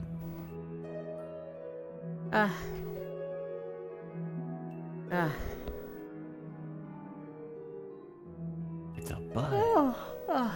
Alright. What did I write down for my notes for today? I saw a conspiracy theory yesterday. And it's this woman who's like... So all the stories in the Bible, they tell you those are in the Middle East. But they're not. Those happen in the United States of America. You want to know how I know? Look at the word Jerusalem. Wait a second. It has USA in the middle of it. J-E-R-U-S-A-L-E-M.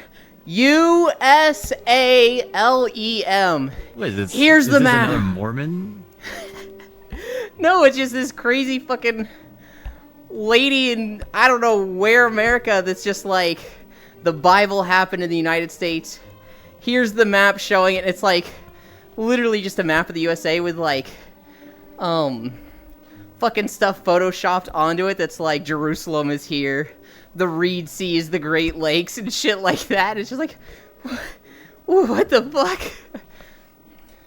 And she's like, do you see this? It's interesting. USA right in the middle of Jerusalem.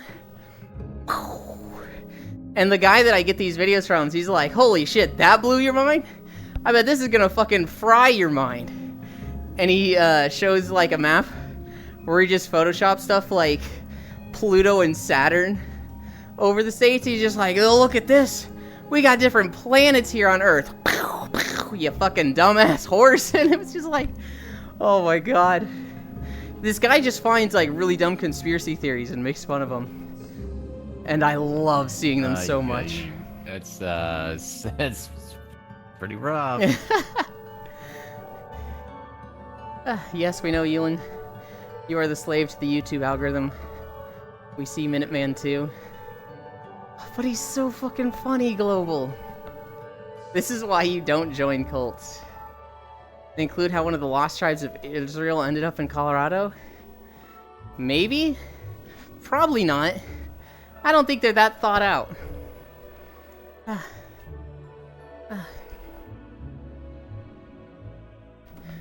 Do you ever get anything on Gumroad? Either of you? Oh, no, I didn't. No, you're talking about the not safe for work thing. Yep. All right. They're banning all of it. That is really interesting.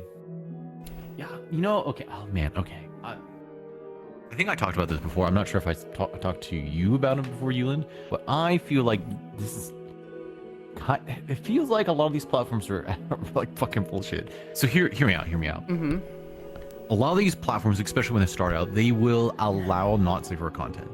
Mm-hmm. And because they allow not safe for work content, that not safe for work content, to a degree, I guess to different degrees, makes the platform popular in some degree. One of the reasons why Twitter was popular for a long time is because they did allow not safe for work content, right? There's a lot of artists who basically made their career from doing not safe for work stuff on there.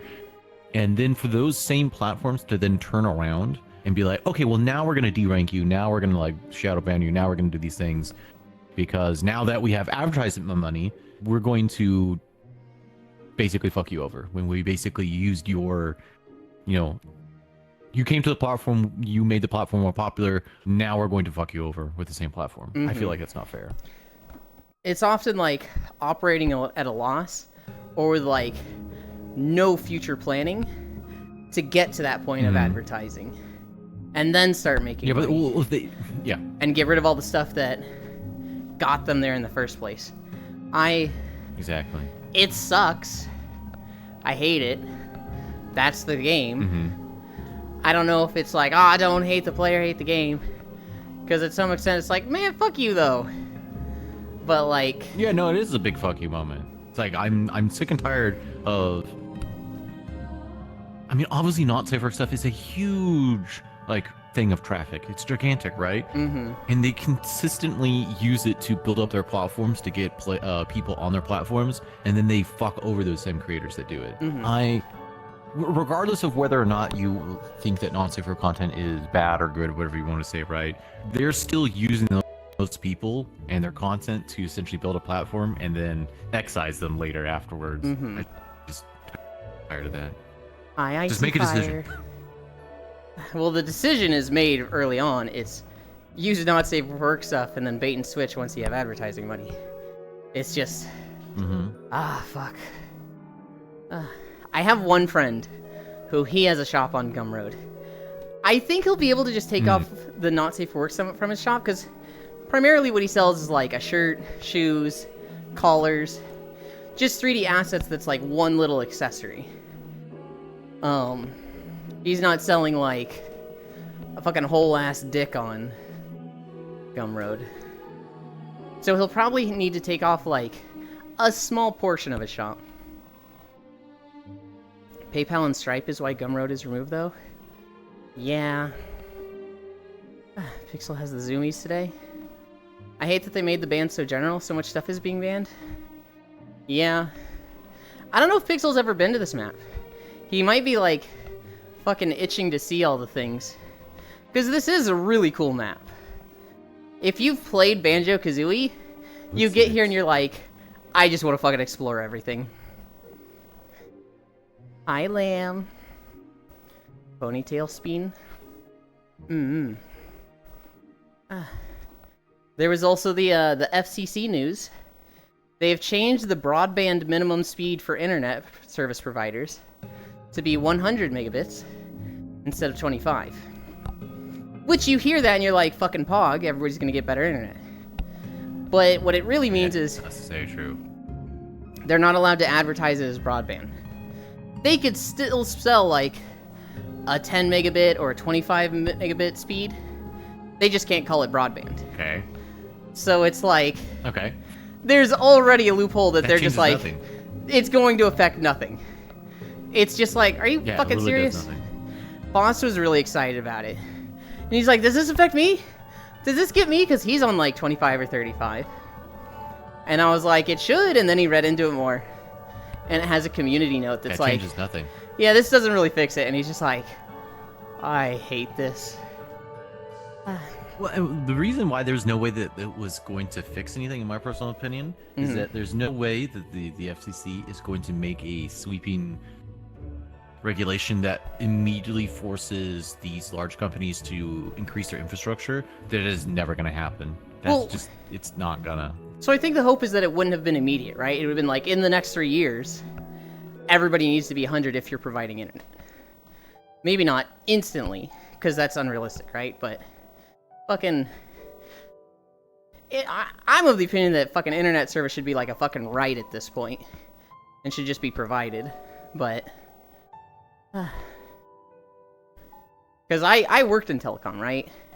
The actual cost of giving everybody high-speed internet is so low compared to what they're charging.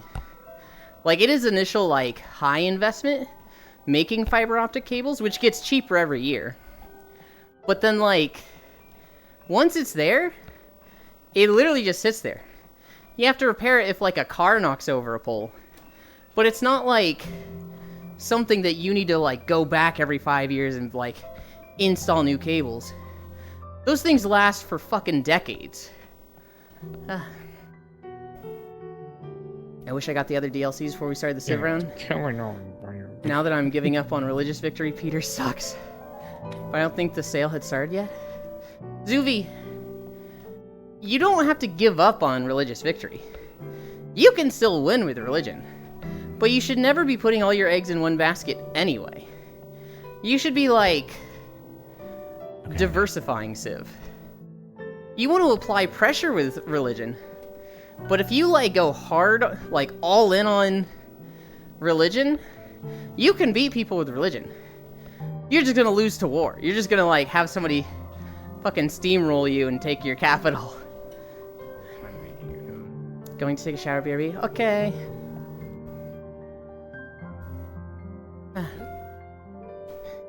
Okay. Oh, but so to answer your original question. Let's see here.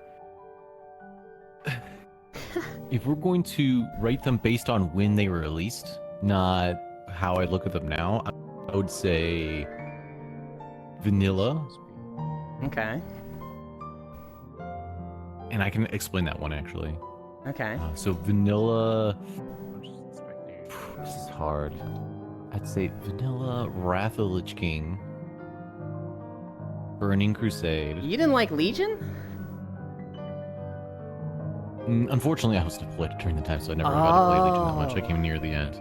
That's unfortunate. Yeah, the military, they got in the way. It's the same situation with Cataclysm, so I was also gone for most of Cataclysm, so it's very hard for me to rate it correctly.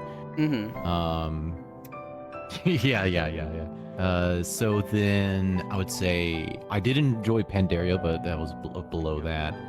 And then, yeah, I really did miss Cataclysm and Legion, so it's kind of hard for me to say that. Of course, Warlords of Draenor is going to be down near the bottom of whatever I say. Shadowlands is below Warlords of Draenor somehow. And Dragonflight, I would say... I would put Dragonflight kind of on the same level of Cataclysm. It's kind of like a mid-expansion. Did you say BFA, or did you purge that from your memory? Oh yeah, BFA. Shit, that's right. Yeah, actually, BFA was really bad. I think Dragonflight is better than BFA. So Agreed. It's like Cataclysm and like Dragon. You have Cataclysm, Dragonflight, BFA. I had a fucking blast in Legion. About that. And as much as I don't like Mythic Dungeons, I think that changed the game in a way that, like, has just modernized it. And the people who like Mythic Dungeons, they still like them to this day. Like, Mythic Dungeons is, I would say it's the core feature of World of Warcraft right now. I would say people like that more than raids. Yes. I'm not sure about that. I don't know.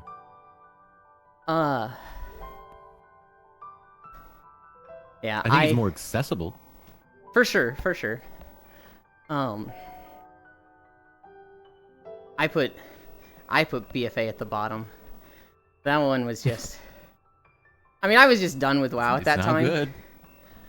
So I only played the first raid. But, you know, from what I hear with Corruption, it didn't get much better. The story just seems like, what the fuck is going on here? Azerite was trash. Yeah. I look back at Wrath of the They Lich had a King, cool Vanilla, idea. and Burning Crusade. And I'm like, man, I remember having so much fun back then. But, like, I try to play them nowadays, and I'm like, I fucking hate this.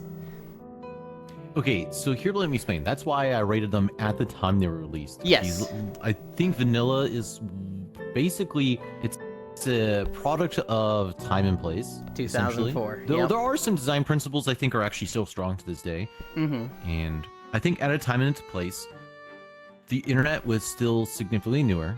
So having communications with people across the world was still novel to a lot of people. Yeah. Right. So that was a big thing. So World of Warcraft really was like, right time, right place kind of situation. The lack of information.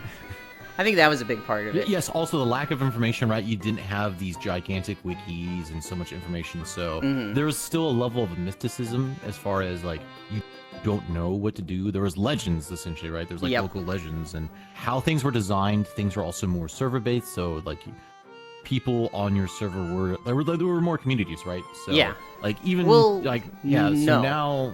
The player base is, like, more expanded, but that by being it more expanded means you have less strong ties to the people of your, I guess, your server. Back because on my server, it's like, oh yeah, this guild, they beat whatever so and so, right? That was big news for your server. But now that it fucking means nothing, right? Now it's like the whole entire world is competing, and you don't really give a shit about your server. Back on my server in Classic, I think there was like 3 raiding guilds. It was like literally 3 guilds that each had multiple 40-man teams, and it was like if you wanted to make a guild, you had to get 39 people from those guilds. And each of those guilds was running, like, multiple teams. So, like, you'd have the main team running Naxxramas. You'd have the B team starting Naxxramas, but still doing AQ40 and, like, Blackwing Lair. And then they'd have 2 or 3 teams that were all, like, Molten Core, Blackwing Lair, AQ20. It was just, like, they were fucking mega corporations. And making a new guild to compete with them was just like, yeah, good fucking luck, buddy. You're gonna have to start, like, telling people you're gonna pay them a salary to get them to join your guild. And it just didn't happen. With 10-man guilds in, like, Burning Crusade, that kind of, like, fucking devastated that. Because you had all these guilds that, like, or you had all these people that didn't want to deal with big guilds. And just, them and 9 friends going into Kara, they did that every week for the entirety of Burning Crusade. And that was just like... Well, okay, it helps that Karasan was actually really fun. Karasan was really, really good. But, like... Yeah, just the lack of information. I remember, it took me a year to get to level 60. There was nobody that was, like, a fountain of knowledge that was like, here's how to level. That would just be in your guild that you could talk to regularly. There was nobody that, like... There was, Thoughtbot, which, like, sometimes answered questions about a specific quest. But there wasn't like, alright, here's the leveling guide, dudes. You're gonna want to hit up these zones, hit these quests, skip these are bad. To focus on this content. You just did shit.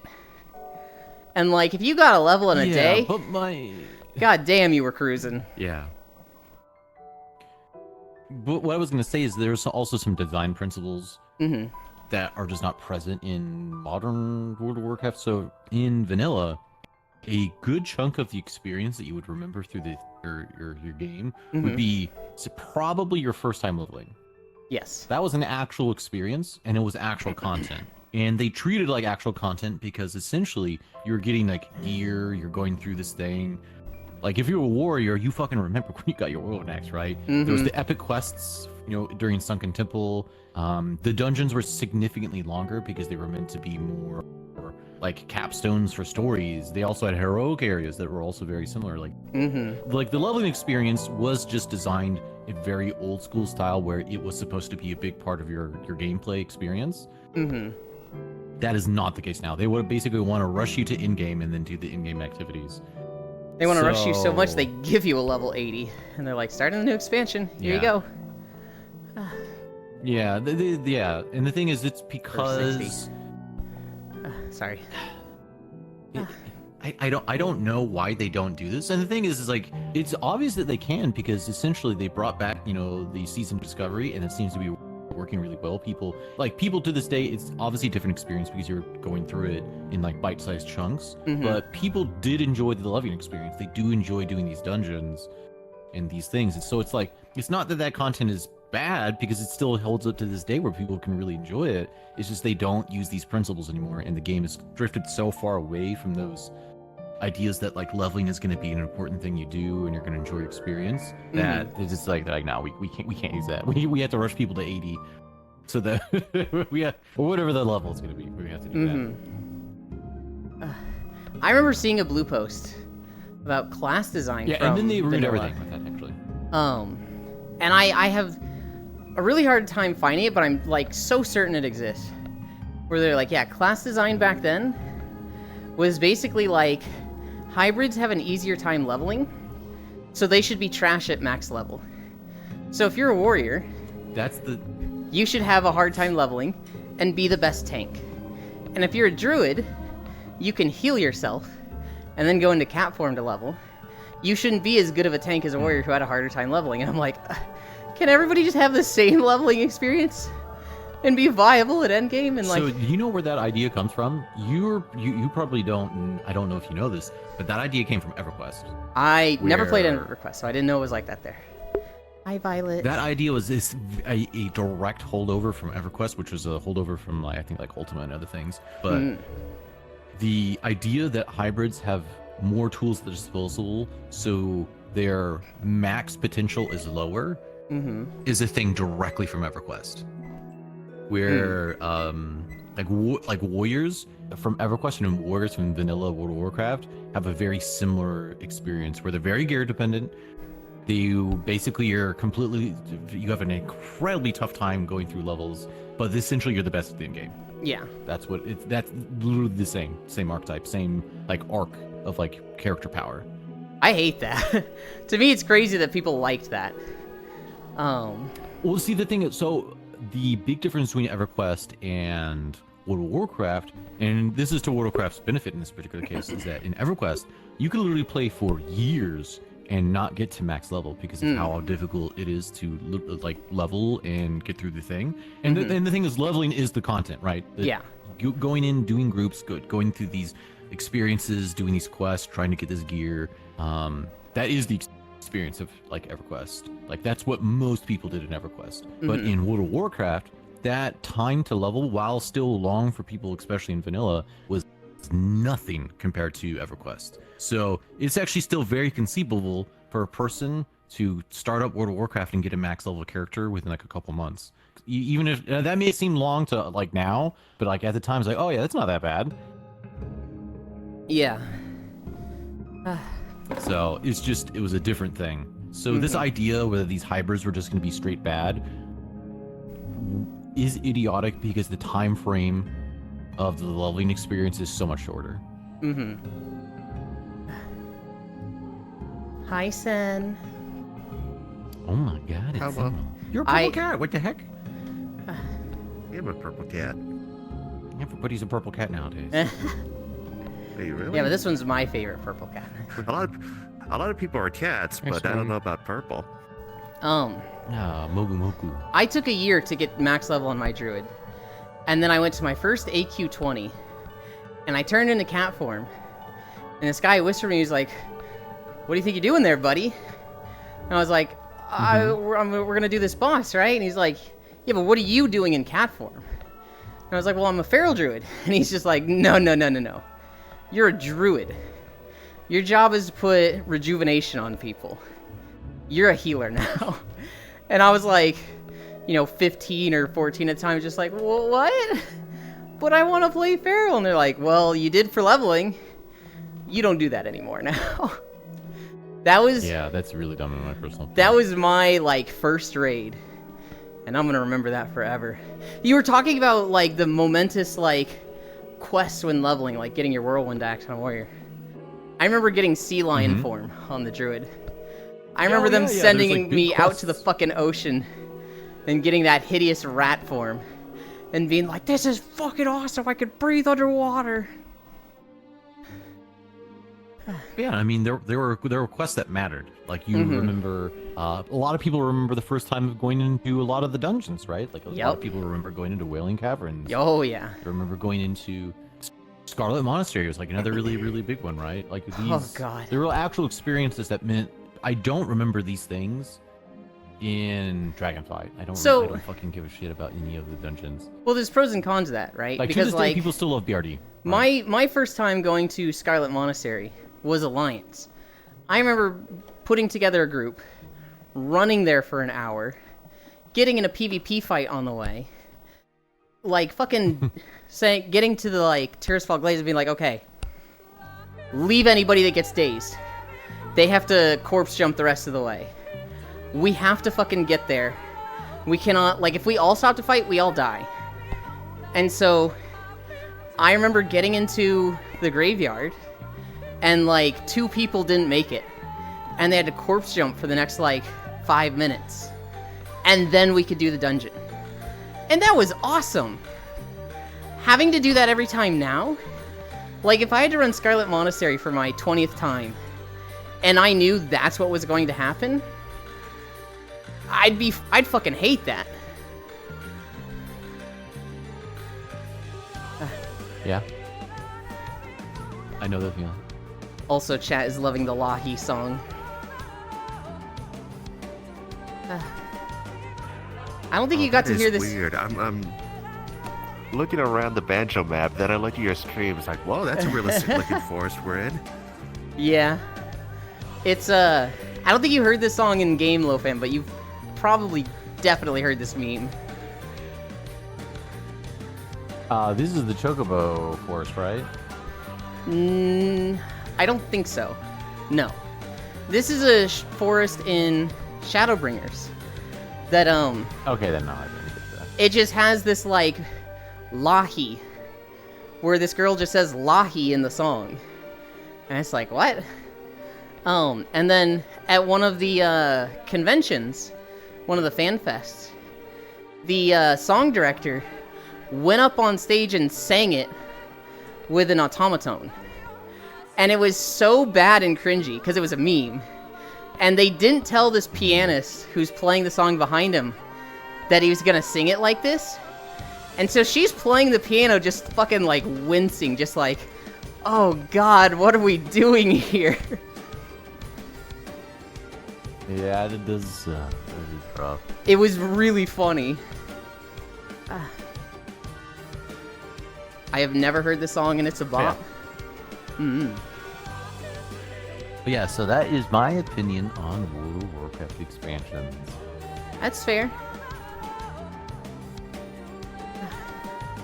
Which is why I'm kind of excited of them toying with the idea of Classic Plus. The problem is that I don't think it solves any of the problems at the end of the day.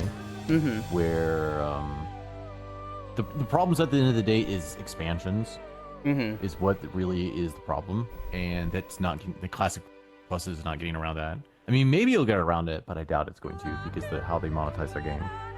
I am very excited for the next expansion, War Within, because I really like raiding in WoW. I really like raiding in WoW. I don't like Mythic Dungeons. I don't think Mythic Dungeons are bad in any way. I just personally don't like doing them. It feels like everybody has so much knowledge about them. It feels like trying to get into Minecraft 10 years late. And so I just don't want to do them. So I'm very excited for Delves, and to see how much, like, gear progression I can get from solo content like that. Because the problem with this expansion is that I would go into raids, and all of my guildmates that run Mythic Dungeons all day would be 20 item levels ahead of me. And so it's just like, I was so clearly dead weight compared to them that it felt bad.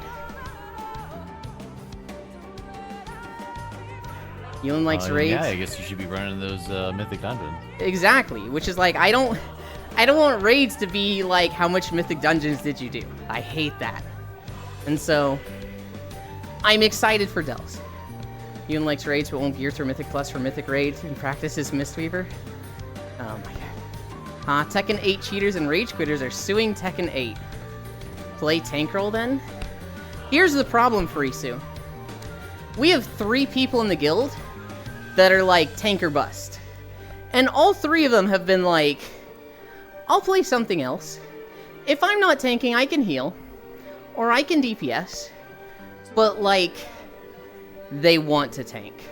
Given the option, they will tank 99 times out of 100. You, Tyler, and Nate are tank mains. All 3 of them manage to call out sometimes. Okay, listen. I wasn't gonna throw that out, but yes. I don't know. I would love to tank. I feel like tanking is my main role, and that's what I did the best as in the past. But, like, It just feels so shitty to be like, Farisu, Nate, Tyler, 2 of you ain't tanking this expansion. I ain't give a fuck. I'm tanking it. Especially when, like, in Shadowlands and in Dragonflight, I'm not one of the ones that sticks around the longest. I'm not one of the ones that, like, pulls the most weight. Like, in Amir Drasil, I was the dead weight. I was always the bottom DPS. And it feels like... it feels like the meme where you lost 12 games in a row, and the reason you lost is like, we need to focus up, guys. We need to get our heads in the game. And you're just sitting there going like, the reason we lost 12 in a row is you. You into bottom? I want to play Summon Frost DK. Okay. We could be playing Blood DK together, but you playing. I do not want to play the same class as someone else. Especially if it's a tank or healer. If I'm tanking, it's not as a Blood DK. Because you would be there as a Blood DK. Elam bottom nature showing through. I like diversity in classes, okay? Blood DKs have fucking shit mobility. And so, if there's a fight that needs a mobile tank, 2 Blood DKs is like, oh my god, this sucks. I'm going to join you at desktop and yell at you? Do it! I want you to. I want you to fucking yell at me and spit in my mouth and I'll thank you for it. Oh, take out that last part, take out that last part. And I'll thank you for it. What the fuck? What? I've never played this game. You simply said, and I'm always at the bottom. Question mark.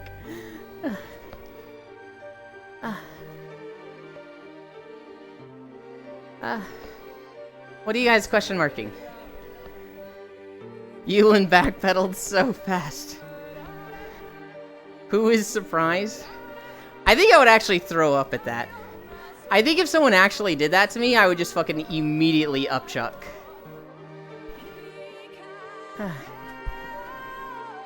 I don't know why. I don't know what makes it different than like... Is that like part of it? Than like French kissing. No. But like, the idea of somebody spitting in the other's mouth is just like, ugh. Oh god. Again, Elin is a bottom, a brat, a sassy. So why is anyone shocked?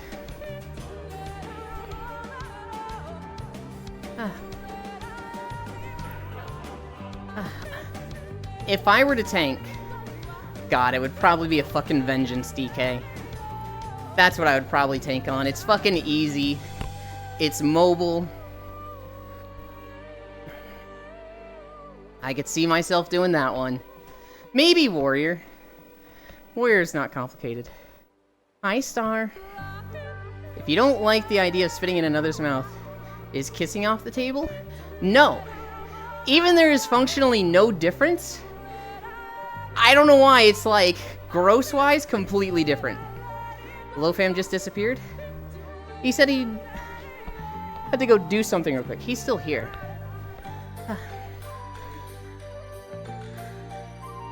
If I had to guess, he has to go do caretaker stuff real quick. Because he is a caretaker. Caretaker first, streamer second. Okay, he isn't here. He's literally right over there. You just can't see him. We're at 4.7 I miles. was kind of guessing that too. Responsibility calls. Mm-hmm.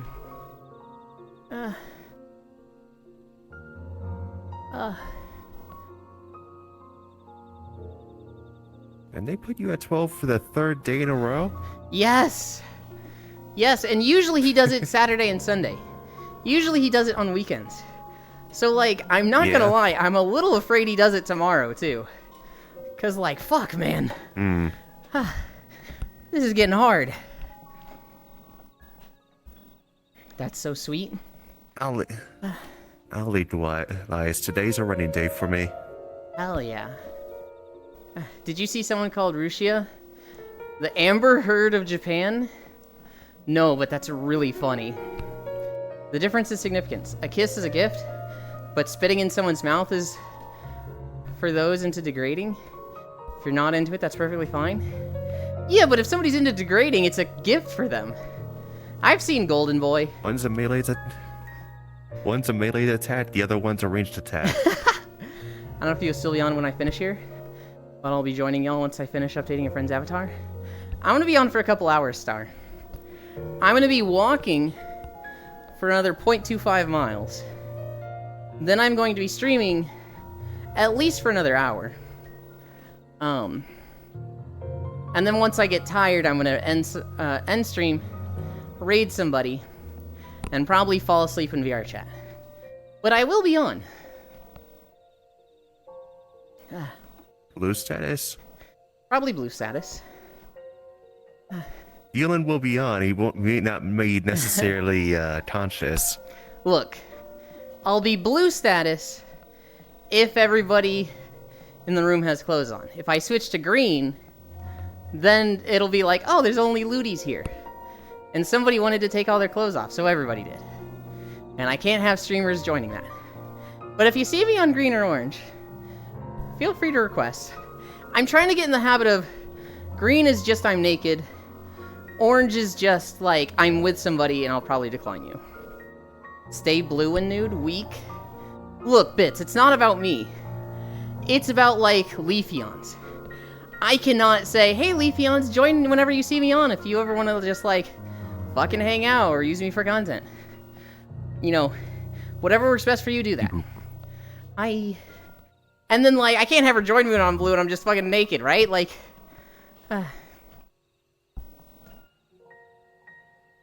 mainly saying... It's kind of a shift in the statuses where normally red it means that sort of thing. Honestly, I should use red for that. Mainly saying that because I wanted you to see my updated Absol. Yeah. It got a large visual overhaul? Hell yeah. I want to see it. Alright, everybody turn your volume down like 60%. Farisu just joined the map. Farisu. Damn.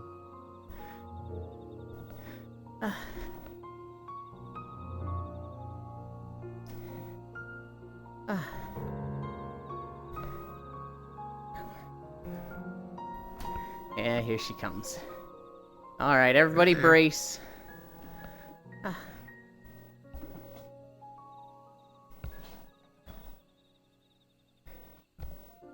Hi.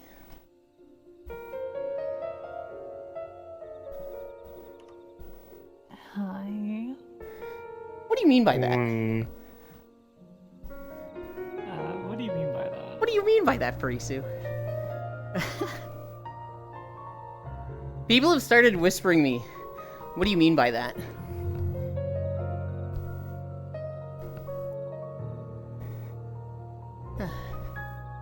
You have anything to say about that? Why are you so tall? I'm not tall, I'm floating. I'm literally on a treadmill and floating on 12-degree incline. I mean, we are pretty short here, so.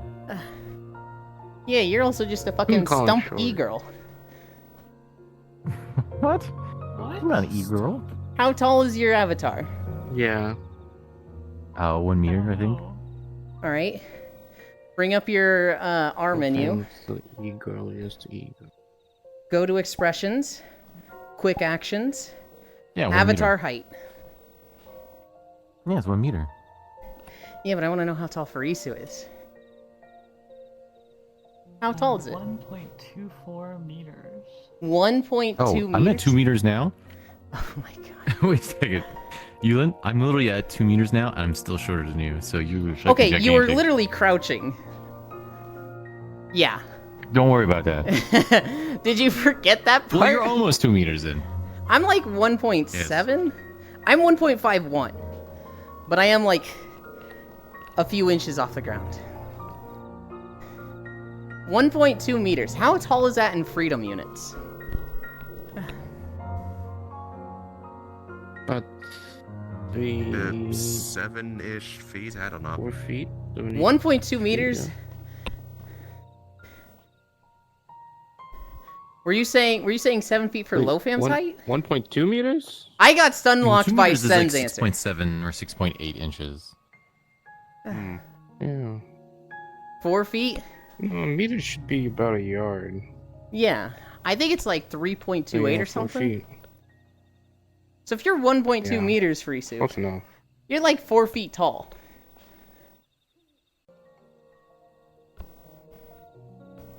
Short. See, Okay. 3.9. Close. So I'm not tall. You're just crazy short. No, you're pretty tall. No, I'm not.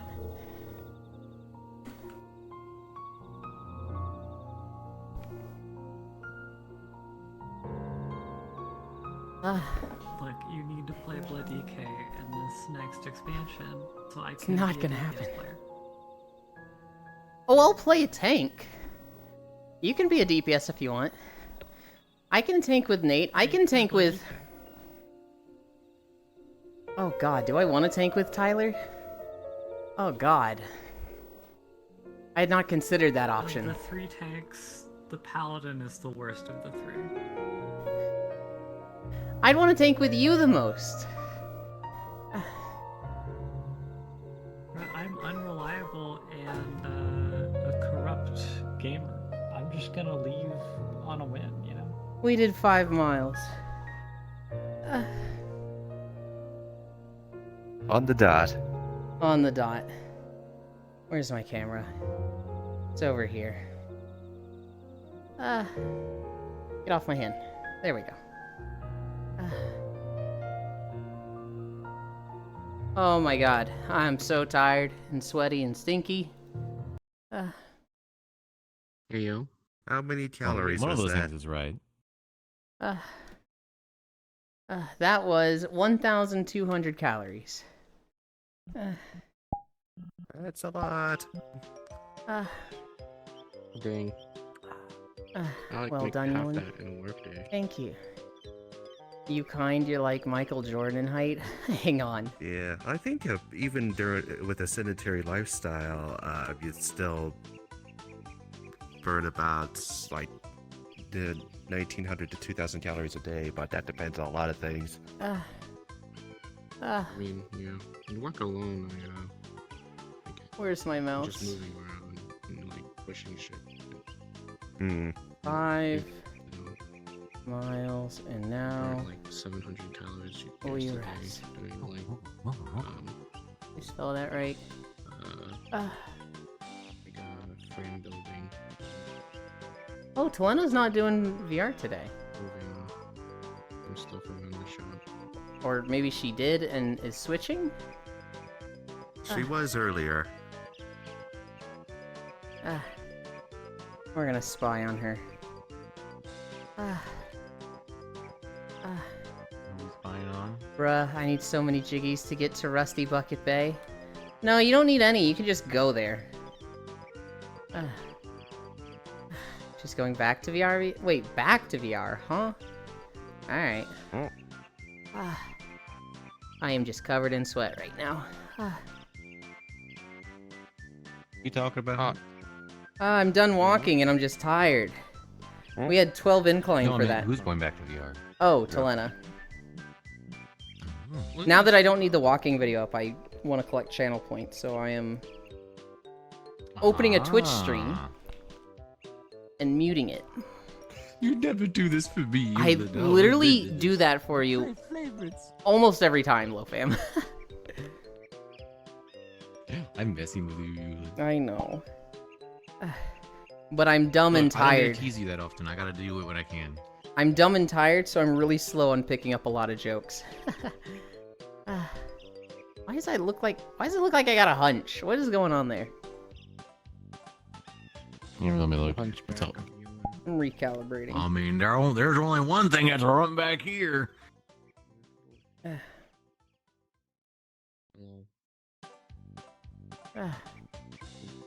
No, it still looks it just looks like I'm leaning forward. Whatever. Where are we going?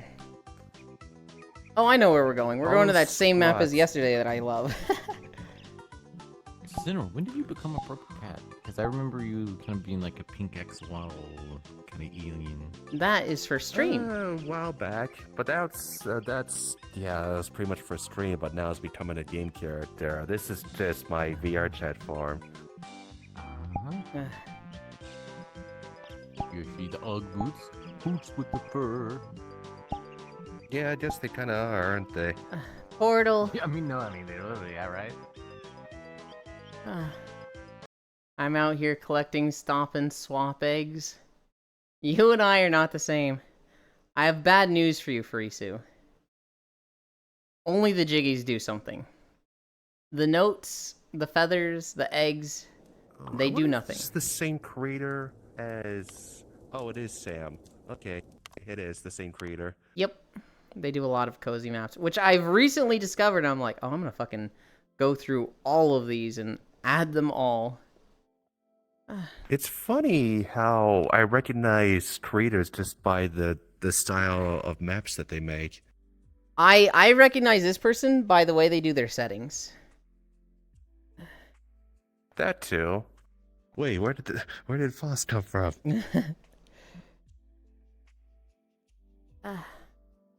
Can I let go of you? There we go. Hi. What just happened? Oh my god. Hi. Huh. I fucked up my Hi. camera while setting up. Ah. Ah. Oh my god, you're so small. Why am I taller than you? I'm not in full body. That's definitely a thing. Whoa, whoa. Charybdis are free. You can just take them. I am at 1.5. And that should be the default height for this one. But the default is different yeah, I'm for at default some of my too. avatars. The one where we noticed that I was taller than you, that one has a different default than this one. Oh, really? Yeah, so Shin made this one in the walking avatar, so their default is 1.5. I made the Virgin Destroyer. Hmm. Thank you, Sir Noble. I really appreciate that.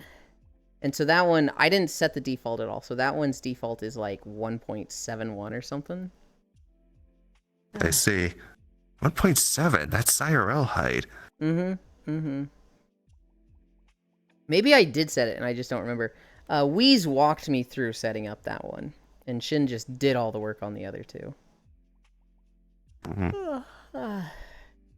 Yeah, Foss, right before you were talking in chat, we were talking about the FCC thing.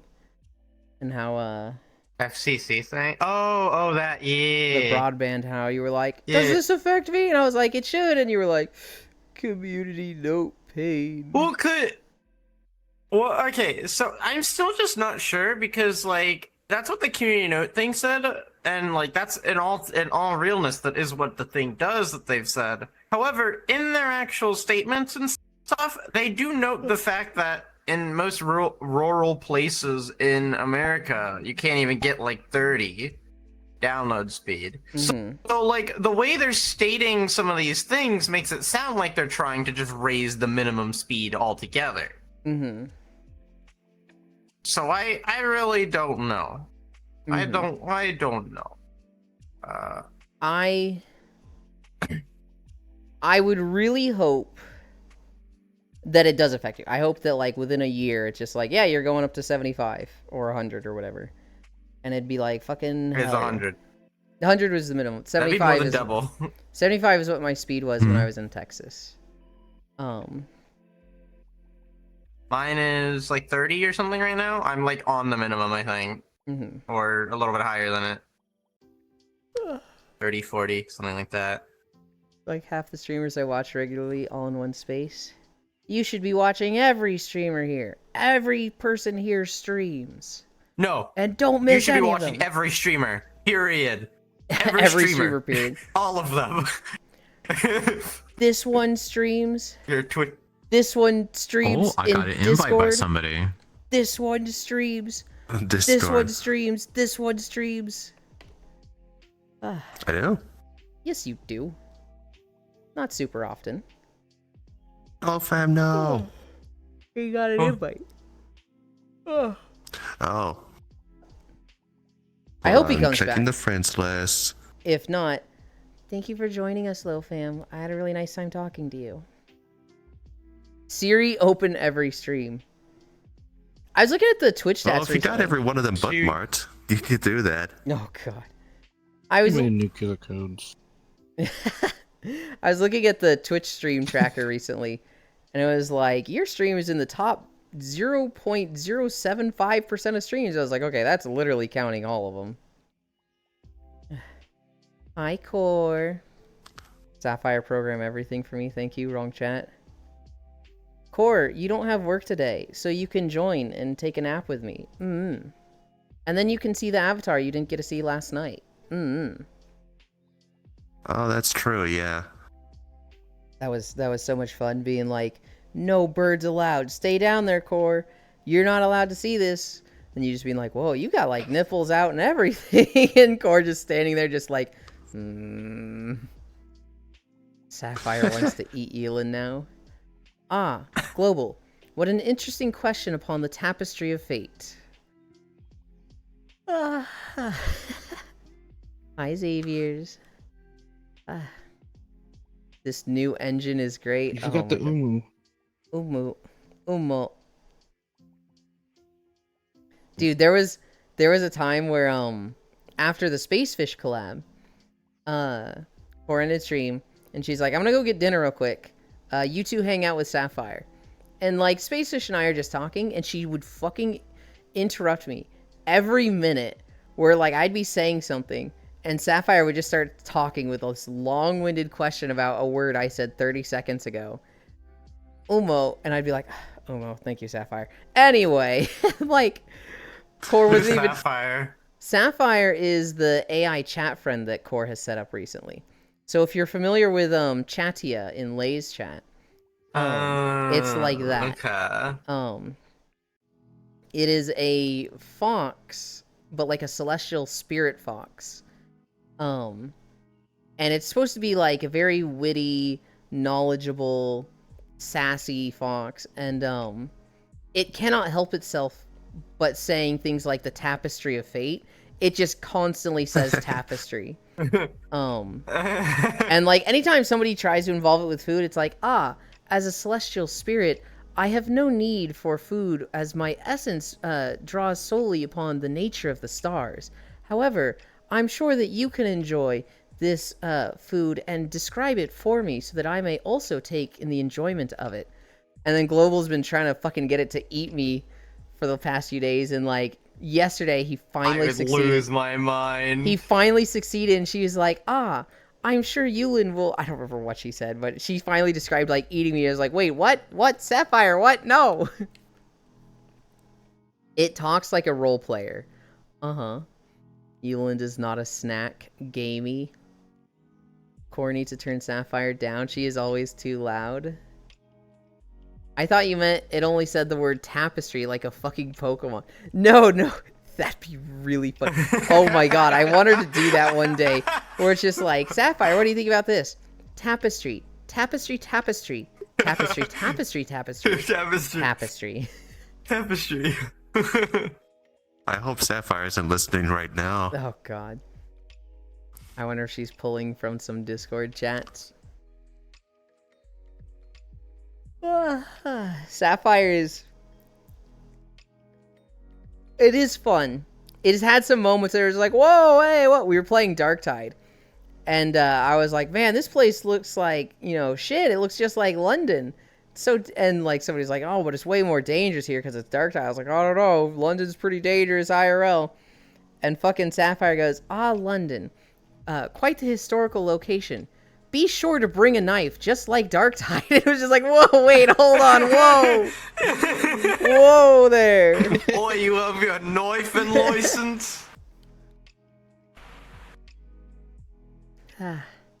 God.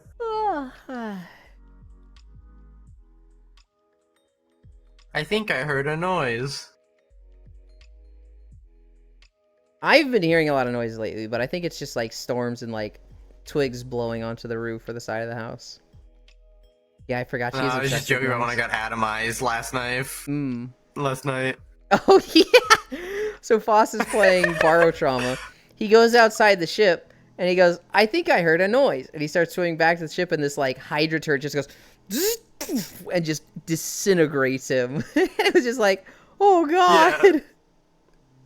Yeah, so I go out the submarine and I start hearing a noise. I'm like, I think I just heard a noise. So I hold up my gun, ready for the noise to approach, and then the AI on the turret on the submarine sees it before me, and it's on the other side of me, and I'm in between the turret and the thing, and so it just fucking point blank atomizes my skeleton. You were there? I knew. And then you were not. I knew it was gonna happen eventually. There. Where did Foss go? It was. There. No, I wasn't even there, and there afterwards. I was not in existence anymore. I was atoms. I was gone. It was like just Damn. instant Thanos snap, just poof. Tissue paper and a fire It's gone. really funny. I was really sad. My noise. I watched back, and my noise suppression cut off my jump scare scream. Yeah. Yeah. Oh, Hi, Nick. Yeah. You could still tell that you were like, you know, fucking shook by it. I was like, oh. It fucking got me. The sound was so sudden and just crunchy that I was just like, oh shit. is there a clip of that? Did you clip it, Foss? I did. I just clipped it a little bit ago. Good. Okay. Actually, Just wanted to I'll watch probably this put that now. one up. Check his YouTube Yeah, in the I'll next probably few put that one up days, tomorrow. because it'll be there as a short. It'll probably be there tomorrow. I put up the Charybdis one today. Were you there at the Charybdis thing, Yoland? I don't think so. That's okay. So that's literally how I started. I set up a bit at the very, very start of stream, and I'm very happy with it. Borrow Trauma is one of It those happened games so where it's quickly. like, I don't care about this game at all. I just care about Foss, so I'm just listening to Foss, but I'm intaking zero information about the game. Why have you come to the Banjo world, Ewan? Now I can't stop going to secret areas? Freesu, you should just play Banjo-Kazooie. Like, the VR chat map is great, but, like, speedrun Banjo-Kazooie. Like, I know you're probably just gonna speedrun Metroid Fusion or Symphony of the Night for your 49th time, but, like, maybe do Banjo-Kazooie once? That'd be cool, right? Maybe add that to the categories you speedrun. I'm really bad at every game. It's not about being good. It's about you streaming it and me getting to watch and harass you in your chat. Especially Warlow? I don't know what Warlow is. Is that Pixel? Who are the other three cuties? This one is Pixel, as you called it. This one is Fortuitous Foss. This one is Senral. This one is Icy Fire Mage. Lofam was with us a moment ago. They might be coming back. From trying to collect music notes to get a Jiggy. You don't get Jiggies from collecting the music notes. They specifically tell you the music notes don't do anything for Isu. In VR or in actual Banjo? In VR. Even if I get 100, you can't get 100. They'll bug out around 96 or 98 and you won't be able to pick them up anymore. Bro, I can't read. I only write smut. Oh my god. Yolan, did you see the big brain thing I sent you? By the way, from Yes. Pirate Software. Mm-hmm. That's fucking huge brain. I never thought about doing that before. Yeah, yeah. I feel like it's more You of a should thing do that with the for guy who talked him. about your angles. No, it's just so funny to me though. I got a comment like that on the VODs channel. I very rarely go into the VODs channel because I typically only go there.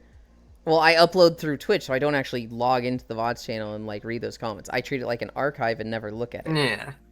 But people have been commenting on those videos. I'm like, oh shit, I didn't even think of this. And one of the most recent comments was, "This is disgusting. Go outside and take a real walk. Touch grass. it's very refreshing. And I was just like, no, fuck you. First off, it's not refreshing. It's like Refreshing. regularly 30 degrees outside. And two, no. Why would I want to do that? Oh god, the little smiley. Oh, on you know his what head. was funny? You know what was funny is so you know I talked about the breast thing on YouTube, right? Uh-huh, titty detection. So yeah, titty detectors. So I uploaded a clip about it. I uploaded the one talking about like they're trying to suppress, and compress. Mm-hmm. That one gets like 400 something views, and then all the other clips with the full model go up in views. Wait, what? Streisand effect. Not by a lot. They don't go up by a lot, but it's Okay. just funny because you can tell the people who were watching that other one saw that and got Oh, interested, okay, and yeah. so they went and found the other ones. That's funny. Dude, I've actually been People- having a problem with shorts lately where like I'll click on a specific channel and I want to see their shorts, and so I click on the first one and I watch it. And then I click back and I click on the second one and it brings up the first short.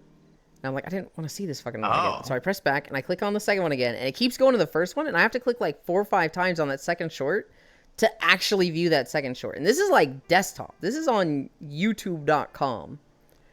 Huh. And then it's the same thing with the third one, the same thing with the fourth one. And like if you just click on the first one and scroll down, it takes you to random shorts. It doesn't go through them in order. So it's like if I want to see a specific short, sometimes it's kind of fucking hard. Interesting. Yeah, Ewan, YouTube are you the is problem? really trying to push shorts, but it feels half-assed a lot of the time. Mm-hmm. Yeah, clicking links to shorts kind of I sucks. mean, shorts. Mhm. I mean, shorts is fucking like they're great for pushing. I mean, I'm 25 videos in and I average like 400 like plus views now. Yeah, if you can consistently upload them, they are a tried and true proven method for growth. Yeah. I love.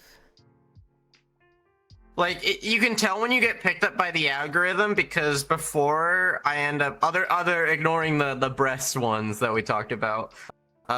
Beforehand it was like, you know, I think the highest before that was like 100. There's like some 50s, 19s in there, and then all of a sudden it's like everyone, it's like 400. Mm-hmm. Nick, I swear to It's God, like, you can tell. I'll name them again, but fucking pay attention this time. This is Foss. Delicious. This is Pixel. This is Senral. This is Icy Fire Mage. Therefore, they're what the... Well, so Nick knows Pixel, so they weren't counting them. But like... Oh, I love you, Nick. Please ask it again. Please No. ask it again. It'd be really funny. They're not saying you have the chance to Pixel... do the funniest thing. They're not saying Pixel isn't cute. They're saying who are the other 3 cuties. They know Pixel's cute. Who are the other cuties, Elin? You're banned, Star. You're banned. Wait, I could never ban Star. you guys don't see the 5th member? Yeah. I'm just kidding. Who are all these strangers I've never seen? Oh my god. And now Bits is here. Specifically, Yeah, this is here. Oh, To give you? Sen Bits is Pat's- here? I gotta go. I'm joking. What the fuck? Lost One. You know the funniest part is I know Bits is pointing at me and flicking me off. I'm not even tabbed in. I don't think he was. Were they? Oh, they were. Okay. I know he You were was. behind my Exos overlay. Sen is falling asleep. Bits is He's readable. comfy. Got him. I I can't should believe. sleep in on weekends, but I just can't. I always wake up at the same time. Like it with you, Bits. I didn't want you Maybe to I'll take a time nap out later. Star. Oh. Look, I don't actually like banning or timing people out for a joke because in the past, Twitch was playing around with shadow banning channels if that happened too much. Specifically, if like too many people were getting banned or their messages purged, Twitch would look at that and be like, a lot of bans happen in this channel, which means this channel itself is toxic. We need to start suppressing it in the algorithm. And so, like, I don't like banning or purging as a joke that much. It's sparing, and it happens so infrequently here that it's not going to pick it up at all. I don't even know if they still do this. This was like a 3 years ago thing. But I used to get on Matthew's case all the time for this in Telena's chat, because he would purge the fuck out of people. He'd, like, purge 5 people a stream for the joke. And I was like, dude, you got to stop doing that. Like, literally, it's going to suppress Telena. Because the algorithm, like, that is a big thing they're talking about right now. Plus, other channel mods will see the ban history. They'll be highlighted as suspicious. Yeah, and, like, you can get highlighted as suspicious in my channel. And then, like, show up in another channel, and all the mods there will see it as suspicious. And there's channels where people will be like, oh, this person's suspicious? Let's ban them before they do anything. And so, while I think you're pretty suspicious, Euland. Okay. While I think, like, it's funny, I just want to stay far away from Twitch's algorithm with that shit. Google.com, fuck. What the fuck? Ow.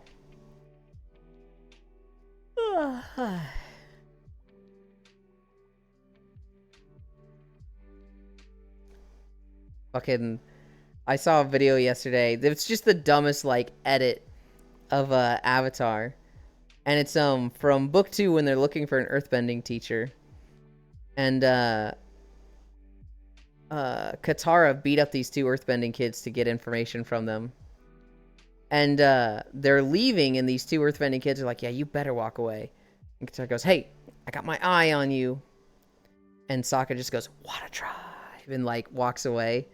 And then Korra does, like, the same thing in book 1, where Tenzin picks Korra up from the police station and is like, she's with me, we're leaving. And I forget her name, the Beifong girl. But she looks at Korra and she does the eye thing like that. Can't straighten out my finger. There, she does this.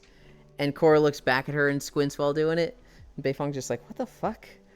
And then it's an edit that somebody did where Korra does that and Sokka shows up next to her and just goes, what a drive. And it's so dumb. We just can't have nice shit on Twitch. I mean, yeah. By the way, Euland, why didn't you tell me that that you were in FF7, the remake? Shut your fucking whore mouth. I know exactly what you're going to say. Like 5 people have DM'd that to me. Oh, God, I hate it so much. Literally, hi Johan. I'm pretty sure Square Enix just comes out with a new Final Fantasy game and they're like, how do we make Moogles even more ugly and less cool? It's literally like, What? DM you about art commission.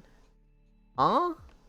What? Like, why did they decide to make the Moogle look like a crack addict? It's I don't understand. so bad. It's so like, oh, what is that? I might accidentally grab this cup because it's right where my notes are. It's God like damn it, Euland. it's like all over the ugly bed. Sonic. God, it's so bad. And like, I didn't think they could get worse than the Final Fantasy 14 Moogles. I was talking about Bot. They always DMing people about art commission. No. Foss was talking about the Moogles from Rebirth. And because people call me a Moogle, because of, this fucking thing. That is not staying on. I was saying people have DM'd me about this. You can put it there if you want. You know how to get it there. But no, with Artbot commissions, I get a lot of... Dude, yesterday was insane. I had an Artbot join the server literally 2 weeks ago. And like they've been messaging me like every day, like, hey, how are you? Good morning. And I've just been like, no mutual servers, 2 to 3 month old account. This reeks of bot. But I'll you know, suss it out. Just in case. I don't want to ban people that just have no mutual servers. I don't want to be like, growth is impossible. New people are impossible. I'm going to leave the door open, even if that means it's very likely I have to deal with a bot. So this person messages me. And they're like, hey, how are you? Good morning. I'm like, hey, good morning. And they're like, how was your walk? And it was like, all right, they actually know about the walk, so they might be a little more than a bot. And it's like, oh, the walk was good. I'm tired from it. And they've been like, every other day, they've been messaging me, good morning, you know, how far did you go today? And stuff like that. They have been in it for the fucking long haul. And I've been like, I don't know, because I never see them in chat. I don't know if this is a bot or this is just somebody that's, you know, just a little weird, you know, maybe they don't really get social interactions and they're trying to be better. They're trying to like be positive and nice and like try to adapt their personality to that. And then they go, hey, can I ask you a favor? And I was like, here it is. Here it fucking is. All right. Fucking 2 weeks you waited for this. And they're like, so recently I was in the hospital and I don't have the money for this. And so the doctor also made me uncomfortable and weirded out because I don't have the money because it gave me a sly look. And I was just like, I didn't respond to this. And like they waited 5 minutes. They're like, are you there? And I was like, yeah, you said you had a favor. Where's the rest of it? And they just didn't respond to that. I was just, get the fuck out of my server. Get the fuck out of my server, you fucking piece of... God damn it. Oh my god. I was like... I was in the hospital. They waited... You give me $5 million. They waited 2 weeks for it. I think specifically... Okay. If I go to the DMs...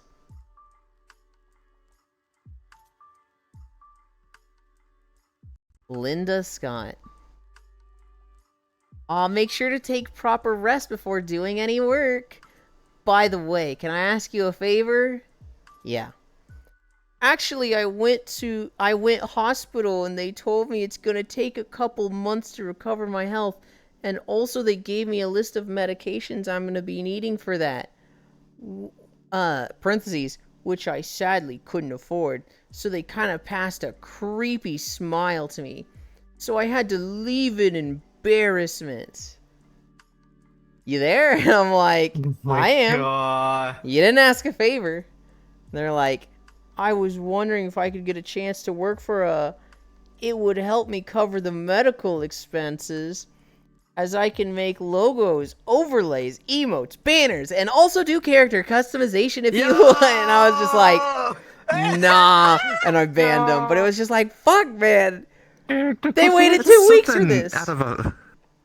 That's something out of a Family Guy skit where they have this sob story, and then they just go into full sketchy advertiser mode. It was, they literally joined, March 6th, and so 10 days they waited. And I was just like, it's pretty oh high my God. effort. Even if you're an AI artist, just post your AI shit on Twitter and post commission prices. That has to be better than Discord. Oh my God. I don't think it was a bot. I don't think it was actually a bot. I think it's just fucking an AI artist just fucking thinking that's what it takes to get customers. This is why I don't use Discord. Shut your fucking mouth, Global. Oh my God. Why is it a koala now? That's a koala. Yeah, it looks like a fucking weird-ass anthropomorphic koala that just has the worst qualities of both humans and koalas. It's wild how scams evolve. They want you to offer help, because then you'll be more likely to follow through. I like how you inject emotion there when there is none.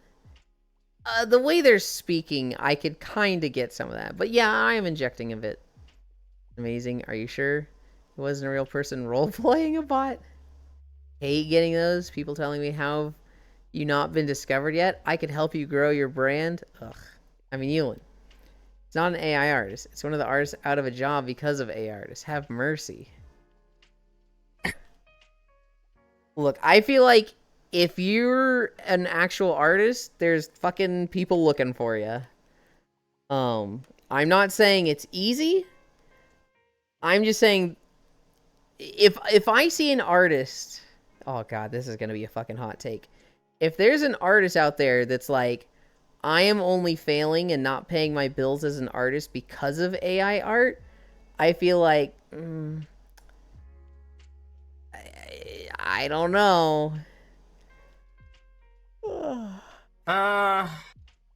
It depends on what type of artist you are. Because if you're That's specifically true. one that works in actual industry versus commission, then yes. I could see like a And, logo artist struggling now. also, But like if you're an artist with a Also, very even defined then- style, I don't know. and Hi, then Star. even then, like, people have always treated artists fucking shit.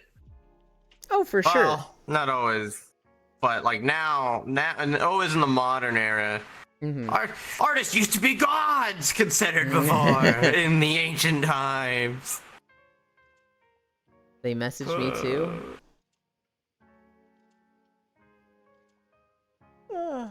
I don't know. I feel like there's a lot of artists that are just like they're so quick to blame something. They're so quick to be like, I'm not successful because of AI. And it's like, well, it's very akin to like the streamers that are VTubers that are like, oh, I could have been successful, but Pokimane made a VTuber model and she's moving in on my territory and that's why I'm not succeeding. And it's like, if you're it's gonna be you, it's not gonna be somebody else. I mean, there's instances where it is someone else. Okay, so like the stuff that happened with Lena Laser, that's fucking wild. That was like literally being sabotaged by someone else. But like, I don't know. What? There is a streamer named Lena Laser, Yeah. Lena, who she did a sculpt commission for someone else, and this person basically didn't like their work and just spent 4 years fucking sabotaging them. Anybody in like the circle around them, they were just like, this person scammed me, don't work with them, they're trash. And everybody was like, oh yeah, I trust you, I'm gonna fucking keep my eye out for them. And then it fucking blew up with what's his name? They have the panda emotes, Baru. Baru started like going real public about how like Lena was a fucking scam artist and whatnot, and Lena was like, look dude, here's all my shit, and like posted all the DMs and like a bunch of like confessions from people, and it was just like, whoa, this girl's trash and Baru's a simp protecting her, god damn. And I think it was Strippin stood up for her and went after Baru, and it was like a whole thing. Lena I has do since remember like that then. since then Lena has gotten like a lot of success as a streamer. I don't know what's happened to the other two, but Lena's been popping off.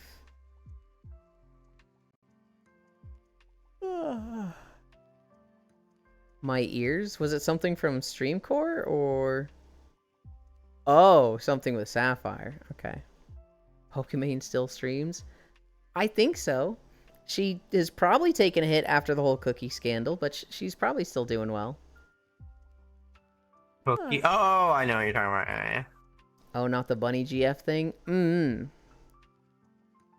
Listing reasons for my misogyny. Oh, no. Violet, stop!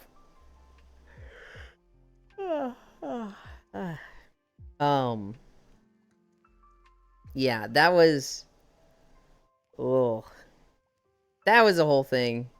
I felt bad for Baruna because he just wanted to stand up for a friend, but it made him look like a real fucking tool in all of it. Yulin, does Core do good with spooky games? No! No, Core's worse than me with Oh, spooky fuck games. yeah. She fuck yeah! She get Core to play Barotrauma. she got paid, I want to say 3 digits to play Spooky's Maze of Jump Scares, you know, with 1,000 floors. And she made it to Yeah. floor 100.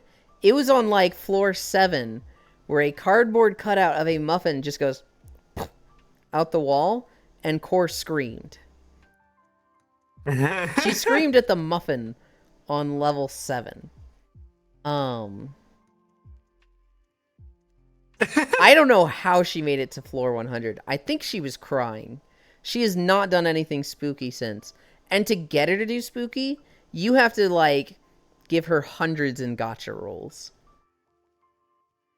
Oh yeah, big Pokemon fan, but Yeah. after Cookiegate haters /s. I don't really care. I feel like, oh god, what is it, like white glove pricing or whatever? The part where, like, you take something, it's fucking cheap, and you upsell it. Like, whatever, it's... To me, it's the same as merch. Like, if you want to buy a shirt from your favorite streamer, it's going to be like $25 to $35. You can get a 5-pack of t-shirts for like $5. Like, if you're buying the cookies, you're supporting Pokimane. You're not buying them because you're like, oh wow, this is a great alternative. I don't even know who Pokimane is. I just need these low sugar cookies. You're doing it because you fucking want to support Pokimane. Now, there were some comments of her being like, lol, the Simps are buying my cookies, idiots. I don't know how real that was. It looked kind of fucking sketchy, like, whatever. But, like, people are so ready to take down Pokey. People are just fucking sitting there waiting for any ammo to use, and it's just like, just don't watch her. Just get over it. I don't care much about Pokey, I just think the cookie thing was the lowest tier drama. Yeah. It wasn't just Cookiegate. She's used her influence with Twitch to get people banned or upgrade their 2-week ban to a full ban just by batting her eyelashes. When, Violet? Because I know she went after Train, but that was more gambling than Train. I don't know about, like, trying to get people banned. I haven't heard of that one. I don't know. I look at Pokimane and I see her as somebody that's just hungry for content and success. And, like, I don't have a problem with that. To me, that's just like, whatever. It's, you know, Twitch is a cutthroat game. There are things I could be fucking doing to, like, grow more, and I'm gonna head out. I don't want to do that. Okay, bye. Thank you for joining. Bye bye. Thank you for nothing. Wait. What? Oh, I didn't even get to boop them. Still better than Sniper Wolf? Yeah, thanks Sniper for Wolf can nothing, go yeah. fuck herself. Sniper Wolf is like actual trash doxing the person. That's the funny part. I'm gonna hate watch a streamer and wait for them to fail. Okay, you know you're supporting them too, right? Yeah. Yeah. Alright, That's what I do to you, and what's different with the Avatar Star? I'm not sure if the colors are a little different. I think they're the same.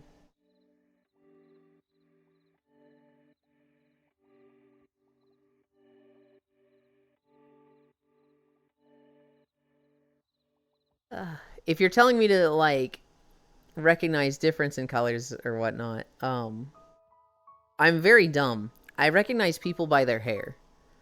I literally, like, suck at seeing facial features.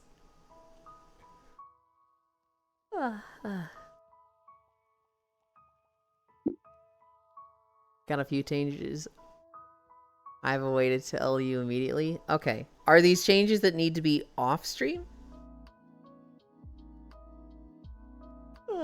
Oh. I like these colors.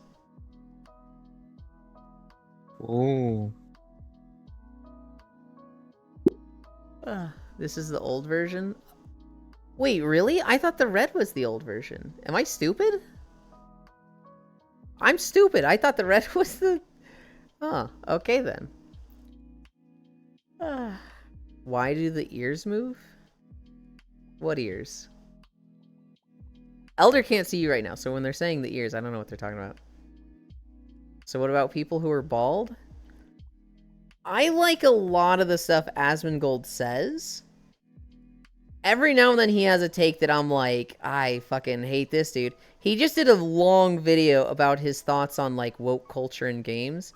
And I found myself being like, oh god, let's see what he has to fucking say about this. And then as he's going over, I was like, that's a pretty measured take. That's pretty sensible. I don't disagree with that. Asmongold seems really, really quick to hate woke culture. But in this video, he kind of says, like, it's not woke culture that I dislike. It's specifically the people who seemingly don't give a shit about woke culture. I hate about woke culture in Blizzard, where they're like, look, we added a gay character. Look, we added a minority character. And then they, like, sign a deal with Saudi Arabia and, like, get rid of all of the gay stuff. And it's like, okay, so you don't actually support this. It's just, you know, a tool for you for monetization. Whereas, like, Eastern companies, when they add a gay character, if a country is like, we don't support this in our country, it's like, all right, well, our game's not in your country then. And it's not necessarily that they support gay culture or gay characters. It's that they support the artistic vision of that game, and they're not going to change it for someone. Which is more respectable to Asmongold, and what he's saying is to, like, a lot of gamers, than people like Overwatch, who are just like, yeah, you know, we'll change for whatever the money is. And so, with Asmongold, I find myself agreeing with him with a lot of stuff. I find it fucking annoying when he's like, femboys ruined World of Warcraft. I'm like, no, they fucking didn't, dude. What the fuck are you talking about? Specifically what he's talking about there is when, like, he's talking about Evokers and Drakthir, and how they're all these weird, like, skinny, kind of femme models. And they have such a pivotal role in the story right now, for seemingly no reason. And the story's trash right now. WoW ruined itself. WoW is... yes. Femboys ruined everything. When he says, like, you know, World of Warcraft should be about muscular, hairy guys hitting each other with an axe and slaying dragons and demons, I'm like, yeah, that's fucking awesome. And when it's like, and now they just add these femboy characters, I'm like, whoa, hang on. I want representation in games. I want to be able to make a femboy character in a game. I don't want the muscular, hairy guys to go away and disappear. I want the stories to still be like that. I want fucking Thrall to fucking be fighting, I don't know, some dragon and fucking smite it with a lightning bolt. I don't want an Evoker Drakthir talking to Alexstrasza and be like, maybe times are different. Maybe we must also be different. And it's like, get that it's World of Warcraft. I want to see them fucking blood and thunder and kill each other. And it's like, it's a femboy doing it. I think most femboys are like me, that were like, this shit sucks. I want to see them killing each other. I just want to be able to make a femboy character. Elin, that's 40k. Even if Asmon's words sometimes sound sensible, a lot of his reasoning comes from bigotry and whataboutisms. Again, sometimes there's things that I just completely disagree with, right? Like, I do not watch Asmongold and be like, yep, that's a good take, that's a good take. I just find myself agreeing with him often. Blizzard is a corpse being puppeted by the dregs of the team to milk the last of the money out of their franchises. You know what's crazy? I think WoW is their best title right now. I think World of Warcraft, between Classic WoW and Retail, the people who like those really like those. And every other title of theirs is just trash. Overwatch is trash right now. Diablo is trash right now. StarCraft is dead. HOTS is dead. Warcraft is dead. It's just like, what are they fucking doing? So you're saying I shouldn't adopt the worldview of some talking head on the internet? No, you probably shouldn't. You should probably look at many sources and then, like, see what many people are saying. WoW should be about effeminate small femboys wearing plate keenies while covered in oil fighting legions of the undead scourge. WoW is L content when the scourge and death knights are not involved. I don't know if I agree with that one, Freesu. Agreed, Overwatch is just swirling down the toilet bowl. God, like, every fucking time, there's some controversy with Blizzard. Oh, we've got a gay character, and it's just like, can you fucking don't? What do you mean by that? I mean, the Scourge is not the, like, best content of WoW. That was Wrath of the Lich King. That was great content. But, like, you know what the second Death Knight expansion is? Shadowlands. I don't really consider that peak WoW for Risu. And that had a lot of Death Knights in it. Ain't got time for that. I'll just believe the first person I see and move on. They are doing the Cowboy Bebop season on Overwatch. Kill me. I don't think the Cowboy Bebop skins are that bad. Well, okay. I think they're bad. I don't think you should look at them as like, this is not Spike. This is not Ed, Faye. I think it's the characters cosplaying those characters. And it looks a lot better to me in that sense. I still think the skins look bad. I look at Mauga and I'm like, ugh, this is kind of weird. I look at Casey as Spike and I'm just like, Jesus. Fucking what happened? But people are like, it's not Spike, and it's like, yeah, but like, I don't think that's entirely what they were going for. I'd be happier if I could leave my breast milk in the company fridge and not worry about it being still there. They're overpriced as hell, though. Yeah. This dude is never walking. You always come in after the walk. Ty. Hi, Ty. We did 5 miles today on incline. I burned 1,200 calories. I'm so tired. Nax 40, Yulin. Enough said. Nax 40 was so trash for Isu that it was the least cleared raid in the entire game. Only 40 guilds killed Kel'Thuzad in Naxxramas 40. And that's why it's just the worst raid ever. There's literally not a worse raid than Naxxramas. And you can't dispute that because only 40 guilds killed Kel'Thuzad. What do you think about that, Frisu? He didn't do 5 miles. I see an icy cute dork. Not true? What do you mean not true? Only 40 guilds cleared it. So it must have been bad. Literally, most people didn't even care to finish the raid, Frisu. That seems like just, how it is. For anybody that doesn't know, Naxxramas 40 came out in vanilla. So Crucible of Storms is the worst raid ever then? No, because more than 40 guilds cleared it on Mythic or Sunwell Plateau. More guilds cleared it on more guilds cleared it. Naxxramas 40 came out in vanilla WoW. Back in vanilla, they didn't do catch-up mechanics. So you needed to gear up from Zul'Gurub, and then Molten Core, AQ20, Blackwing Lair, AQ40, and then Naxxramas 40. To get to Naxxramas, you had to go through all the raids before it. And so getting people geared for Naxxramas 40 was just difficult because there was so few people that had been like that consistently playing and been able to gear up that much to that point for Nax 40. The final boss of Nax 40 was Kel'Thuzad. I want to say 12 bosses. Only 40 guilds cleared him. Were actually able to kill him in vanilla WoW. In Burning Crusade, they made raids a lot easier, and a lot more guilds started downing bosses. They upped like the percentage of players killing bosses to like 1% or 3% or something. Massively way more of the player base was killing bosses. In Wrath of the Lich King, they brought Naxxramas 40 back. So few people cleared it in vanilla that they brought it back with a 10 and 25 man version in Wrath of the Lich King.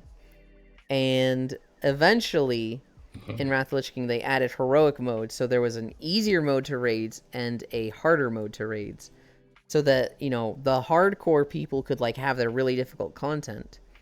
And the casual people could at least see the content. Nax 40 was a fantastic raid. It was actually really good. It was just very difficult, and at the end of a very, very long line of tedium and arduousness. So to call it bad content because only 40 guilds cleared it is, well, it's unfair. Dog shit content. Back in vanilla, everything was easy as fuck, but there was no hand-holding from the internet. It was easy as fuck, but it was very tedious and arduous. There was a lot of time investment. There was a lot of time gating. And information was just not available. We all sucked dick at the game back then. And so sticking with the game for that long was an achievement in and of itself. AQ40 used to be like a 10-hour raid. You used to go in there and spend 10 hours running that raid. In the opening of The Dark Knight Rise, a plane falls apart in flight. To achieve this without CGI, Christopher Nolan just had Boeing build the plane. Wrong chat. There was another door that came off a Boeing plane yesterday. You can do Nax 40 in BWL gear in quest screens. It was a PC internet issue. 106 guilds cleared before the Burning Crusade pre-patch, by the way. I remember seeing a blue post that said 40 guilds killed Kel'Thuzad. A panel, not a door? Okay. I see. Either way, something that should not have come off the Boeing plane. God damn it, I said I see. I remember seeing it that it was like 40. Even if it... Okay, let's say it's not 40. That's only 108 guilds for Isu. That's not that many people for, like, the amount of total people playing the game. That's, So Sunwell worse? How many guilds cleared Sunwell? Before Wrath came out.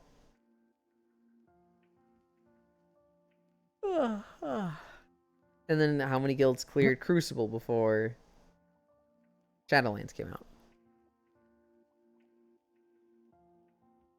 My flight was canceled while I was waiting for it because of the Boeing incident? Here's what's crazy. How often are these Boeing incidents, and are they just getting highlighted now? Like, did Boeing go, like, 10 years without incident, and then, like, one door panel comes off, and then a bunch of their planes get found, and then another plane fucks up, and then a third plane fucks up? Or is it just, like, every week with a Boeing plane, and we're just paying attention to it now? Yeah. Probably highlighted. That's what I'm thinking. But at the same time, it's like, holy fuck, there's been a plane going down every week? Or having an issue like that? How is it only just getting attention? You had to get attuned to raids too? Naxi had to get exalted with the Argent Dawn for that attunement. Good lord, yeah. What was the last attunement? Was that Firelands? Was that the last time they had a raid that, like, you needed to do something to just step foot in the raid?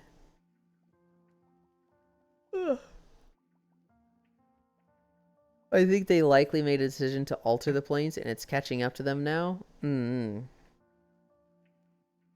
We have a friend that works at Boeing, and he makes decent money. But it's it's sketchy work.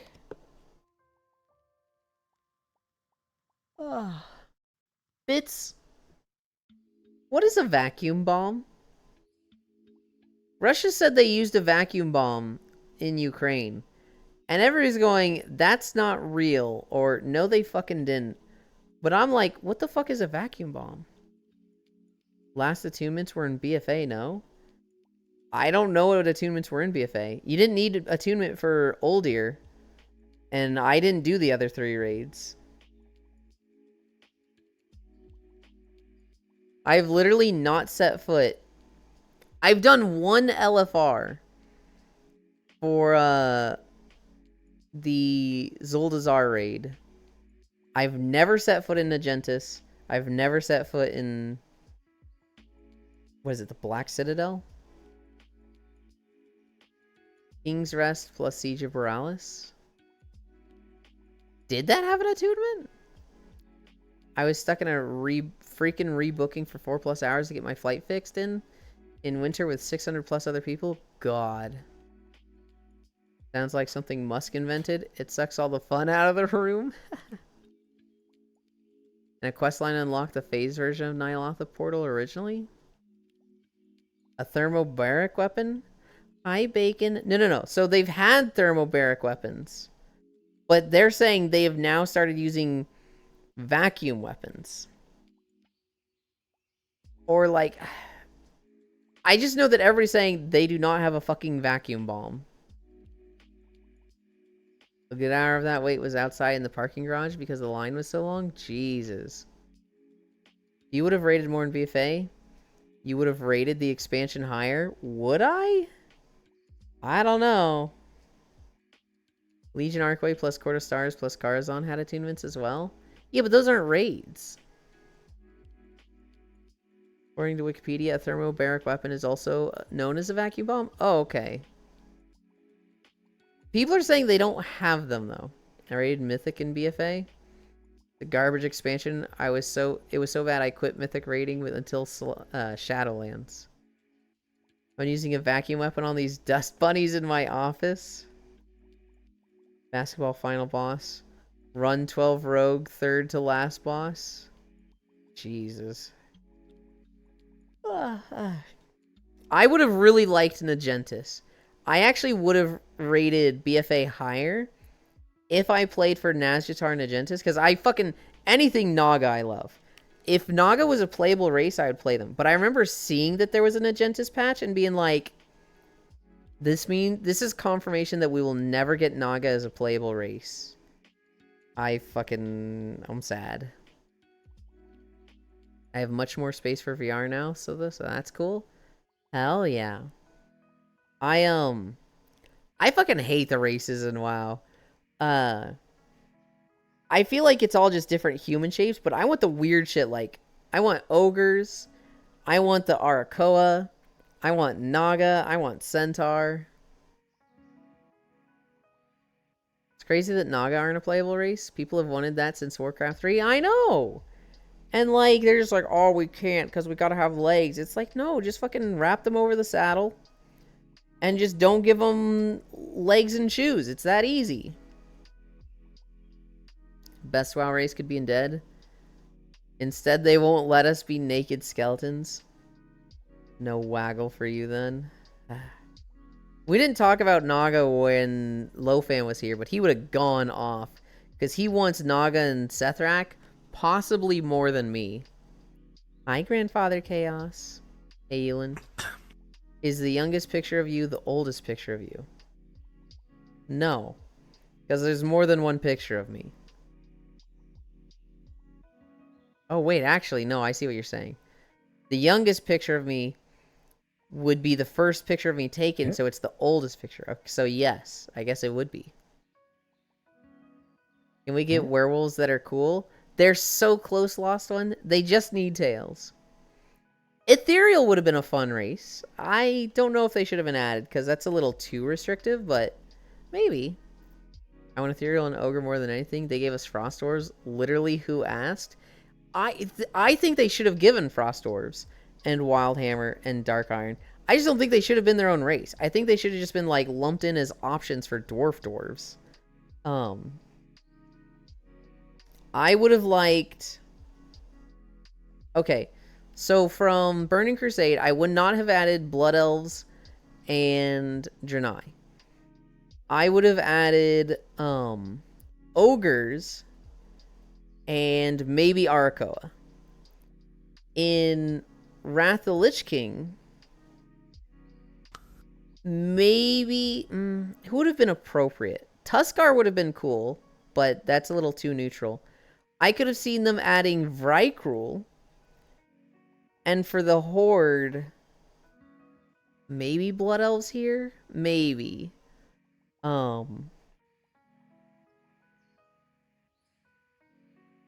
for the cat race from WoD would have been Pog. Wow, werewolves don't have tails? Yes, Violet. They are called Worgen, and they do not have tails. You can look them up right now. I feel like people love Draenei. Draenei are great. I think they're awesome, and I think they should be added. I just don't think they should have been added with Burning Crusade. I think they should have been like relevant. We should have only encountered broken Draenei, and then the Draenei would have been like a thing that we have to go find and like call them through a beacon or something in a later expansion. Like Legion, it could have made sense to add Draenei there. Although that's way too late. I would have liked them before that. Druid Claws of Shrivala, please bring it back. Pandaren were a good addition. From Kata, I think Goblin were a good addition. I do think Worgen were a good addition, but I think Worgen should have had fucking tails.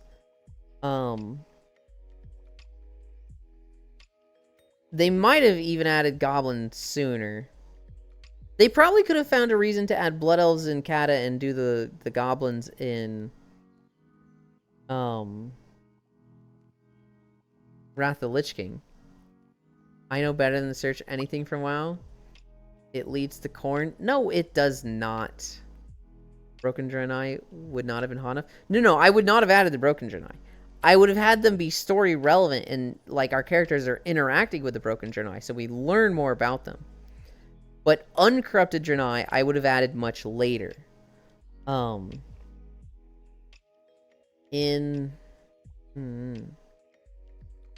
Me too. I'm actually gonna hop out. I need to eat and work on a few things today. Okay, thank you for hanging out. But take care. It's always a Yeah. treat to spend time with you. I pitch so. Yes, I see.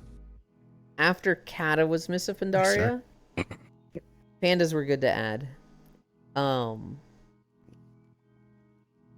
They could have done... They actually had a lot of options for Pandaria.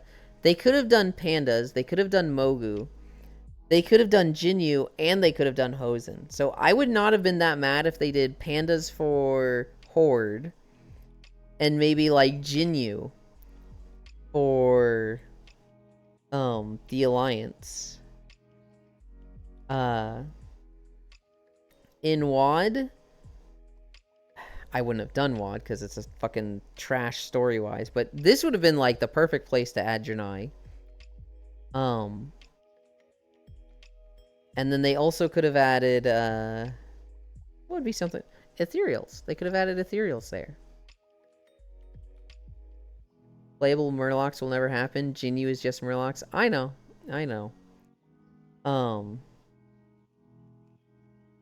In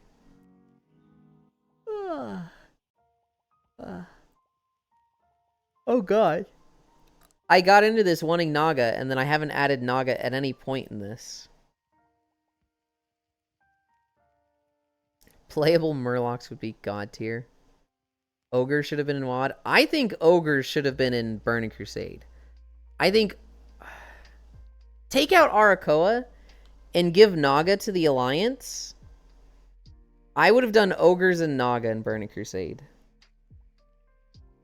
I would get back to WoW for playable Murlocs. I would go back into WoW for Naga. 100%. If I could make a Naga, I'm like, I don't care what the class options are, I'm fucking playing this thing. I've wanted snake people so fucking bad. Bro, give me Murlocs.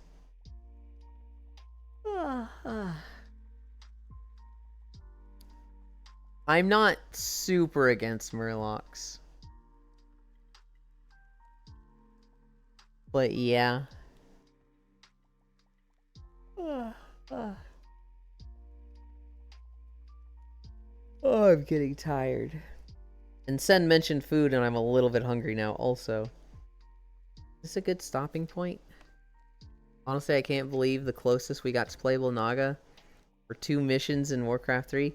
Technically, there's a quest in Cataclysm in Vashir where you look through the memories of a spear maiden and you do quests as her. You do like 3 or 4 quests as the spear maiden. Fighting off the ocean Vrykul. I don't know if it's the Kavaldir or what. But you play as a Naga then, and I was like, man, I just want this all the time. Yeland out here about the Snake Lamia from Monster Girl Doctor. She's pretty fucking great, Violet. She's pretty fucking great. I don't like the personality of most snake girls they show in anime. So, like, I don't really like her personality. I also don't like the snake in, the Monster Girls anime. Like, the first Monster Girls anime where it's like he has to live with all the students. Her name is Mia. I don't particularly like her. She's fucking gorgeous, though. Once again, I've derailed your stream with MMO drivel. Forgive me. Risu, I like that. It makes chatting easier. I highly encourage that. Oh, I didn't say she wasn't? You and now, you could potentially bonk an individual you've been wanting to. Monster Musume. Here's the problem, Icy Fire. There's 2 individuals that I want to bonk, and they're both live, and I'm like, fuck. Which one? I'm like stalling while deciding.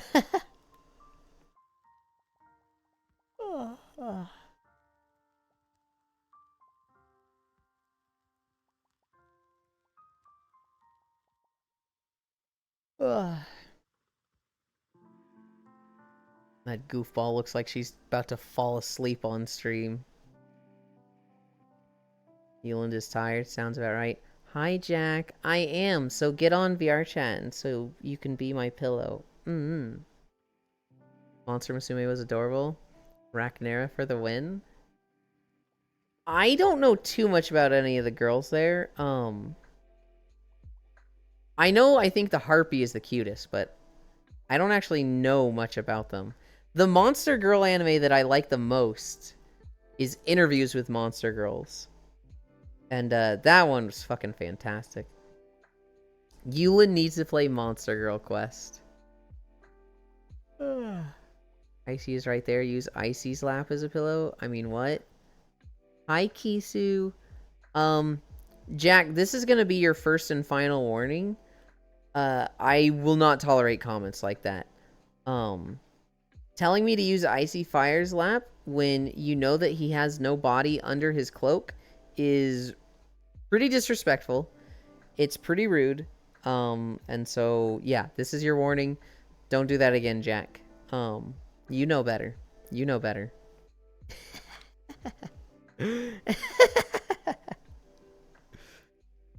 Interspecies Reviewers was fantastic. No. Not that one, Violet. But I bet Elin would spend the night with the hyena girl. I'd spend the night with any of those girls. The slime girl or the hyena girl, hell yeah. But I am talking about Interviews with Monster Girls, which is in a high school where the main character is, he's one of the teachers. And there's students under him. There's a ice maiden, a vampire, and a Doulahan that are all friends. And then there is also a succubus teacher. And he wants to have an interview with each of them because he studied Monster Girls for his thesis in college. And then he just couldn't find any Monster Girls. And then suddenly, just 1 year at school, there's just 4 there. And he's like, what the fuck? I am not talking about interspecies reviewers. I am talking Interviews with Monster Girls. I've never actually seen interspecies reviewers. I've just seen a lot of the GIFs on Rule 34. Elin, fine, use your own lap. Interspecies reviewers. Just use Icy Fire's head as a pillow? No! That does not sound comfy. Using You can someone's use my head as a pillow. mouth as a pillow. Well, I'm gonna need to stretch it out for that. What? No. Doll of Best Girl. LOL, and I haven't seen Interviews with Monster Girls. Interviews with Monster Girls, Violet, is very, very wholesome. It's actually like just a good, comfy 12 anime season or 12 episode season that's just like, I like this. It's not even ecchi. There's a little, like, there's one or two jokes that are ecchi, but other than that, it's just like wholesome the whole way through. Pillow for a different head?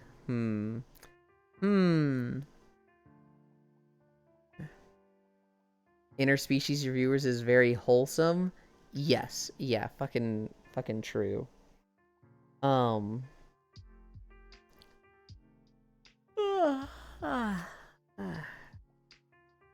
ecchi. Even with a succubi teacher, is that even legal? So here's the thing. The succubus just basically emits pheromones that makes people horny for her. And she has a lot of trouble dealing with that. And so she tries everything she can to suppress them. To, like, not flirt with others, wear very unattractive outfits. And the way they describe it is her sexiness is basically amplified. So she tries to be unsexy so that people don't have that with her. And typically, you know, teaching at a high school, she's able to do that, where she's just suppressing it and isn't making people go wild for her. However, when she talks to people one-on-one, typically they, like, notice her feature because she's very attractive. And they do end up falling for her. And so she's just like, it's just, no matter how much it is, I can't escape my nature. I hate this. I just want to be a teacher. She meets the main character, the other teacher, who's this really buff guy, by the way. He's like this fucking buff teacher. And he talks to her, and, like, he really wanted to talk to her because it's a monster girl, right? And he's just like, I want to talk to you. I want to talk to you. And she's just like, oh, this guy's just a creep trying to talk to me because I'm a succubus. He probably thinks he can fucking have sex with me. I don't want anything to do with him. I'm going to avoid him. And so she avoids him, and then she has to interact with him for something. And he's like, I'd really love to do an interview with you. I understand if you don't want to. It's more for the research of this thesis project I'm working on. I really want people to understand monster girls more so that they can better acclimate into society. I would really, really appreciate an interview with you.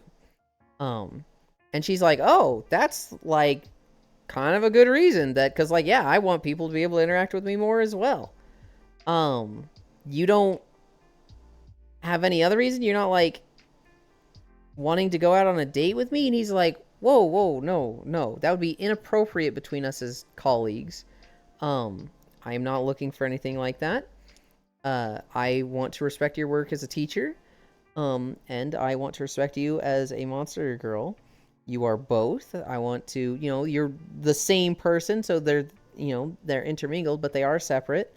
I'm not really looking to date you or go out with you or anything. And this is literally, like, the first guy that has ever been like, no, I don't want anything like that from you. And so she falls in love with him. And the rest of the show is her trying to, like, fucking use her charms to, like, seduce him. And him, like, it absolutely working. It's, like, absolutely driving him crazy, but he's trying to put on a straight face and not show it. And she thinks she's fucking failing as a woman. She's like, shit, I've been trying to be unattractive for so long that now that I'm trying to get a guy, I fucking suck at this. And it's so fucking cute. There's a scene where, like, she takes her jacket off around him. And he's just like, yeah, okay, it's pretty warm in here. And she's just like, fuck, that normally works. And she's, like, trying to do things that are sexy around him, and it's just not working. And then, like, you've probably seen this gif. She's like, all right, well, this interview went, whatever. And she, like, holds her jacket down and she zips it up, and her boobs are so big that the zipper, like, runs under the boobs and makes them bounce.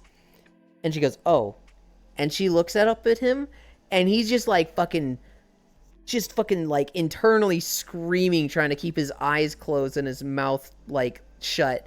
And that's, like, the first time she's like, oh, maybe it is working on him.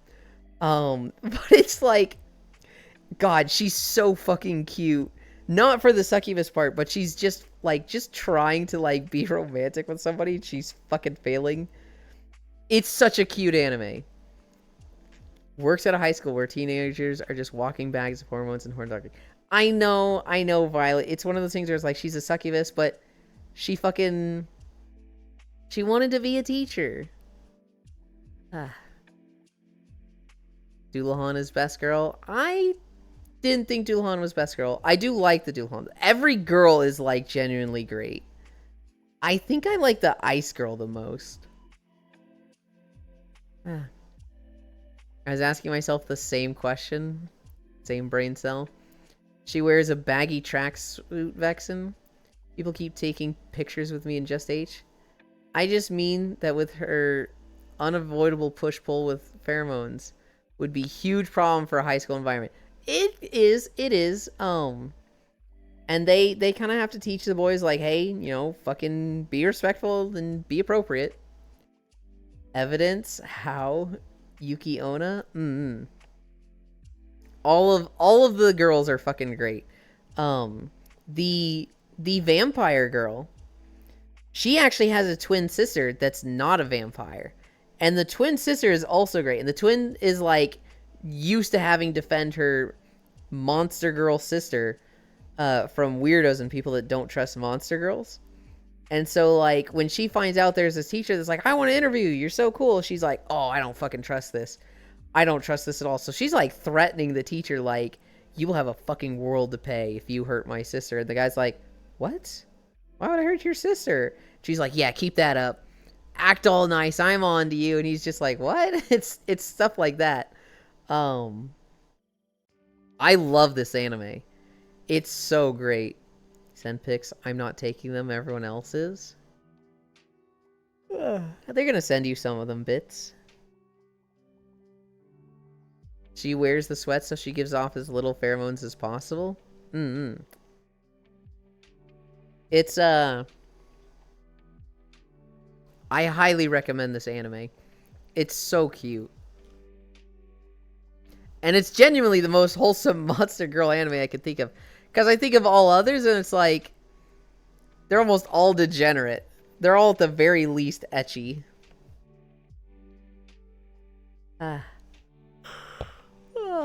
Is it time? Is it nap time? I don't have them added on Discord.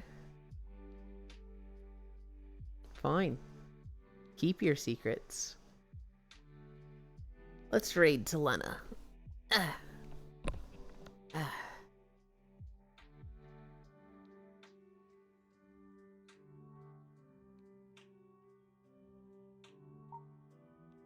Flying, behavior.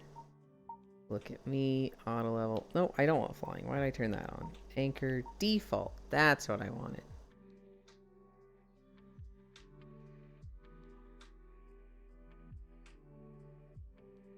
What's a good view? This is a good view. World. I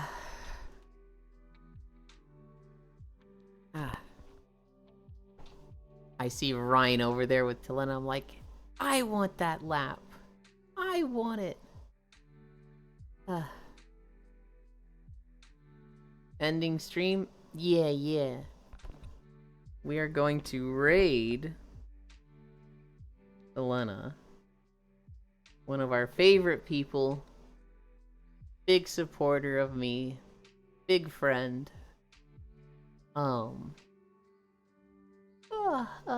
She has recently come back to streaming. She is very chaotic. Don't let her fool you with cuteness. She is more chaos than anything. Telena's being cute. Don't trust it. Don't trust it. Thank you everybody for keeping me company. Thank you Miathes for the incline. Oh my god. And thank you everybody for the resubscriptions. That means a lot to me. It's actually like giving me fucking the life of my dreams right now. We did 5 miles. Oh, I gotta do socials. Oh wait, I did that wrong. Look. There's the links. I love you. Bye.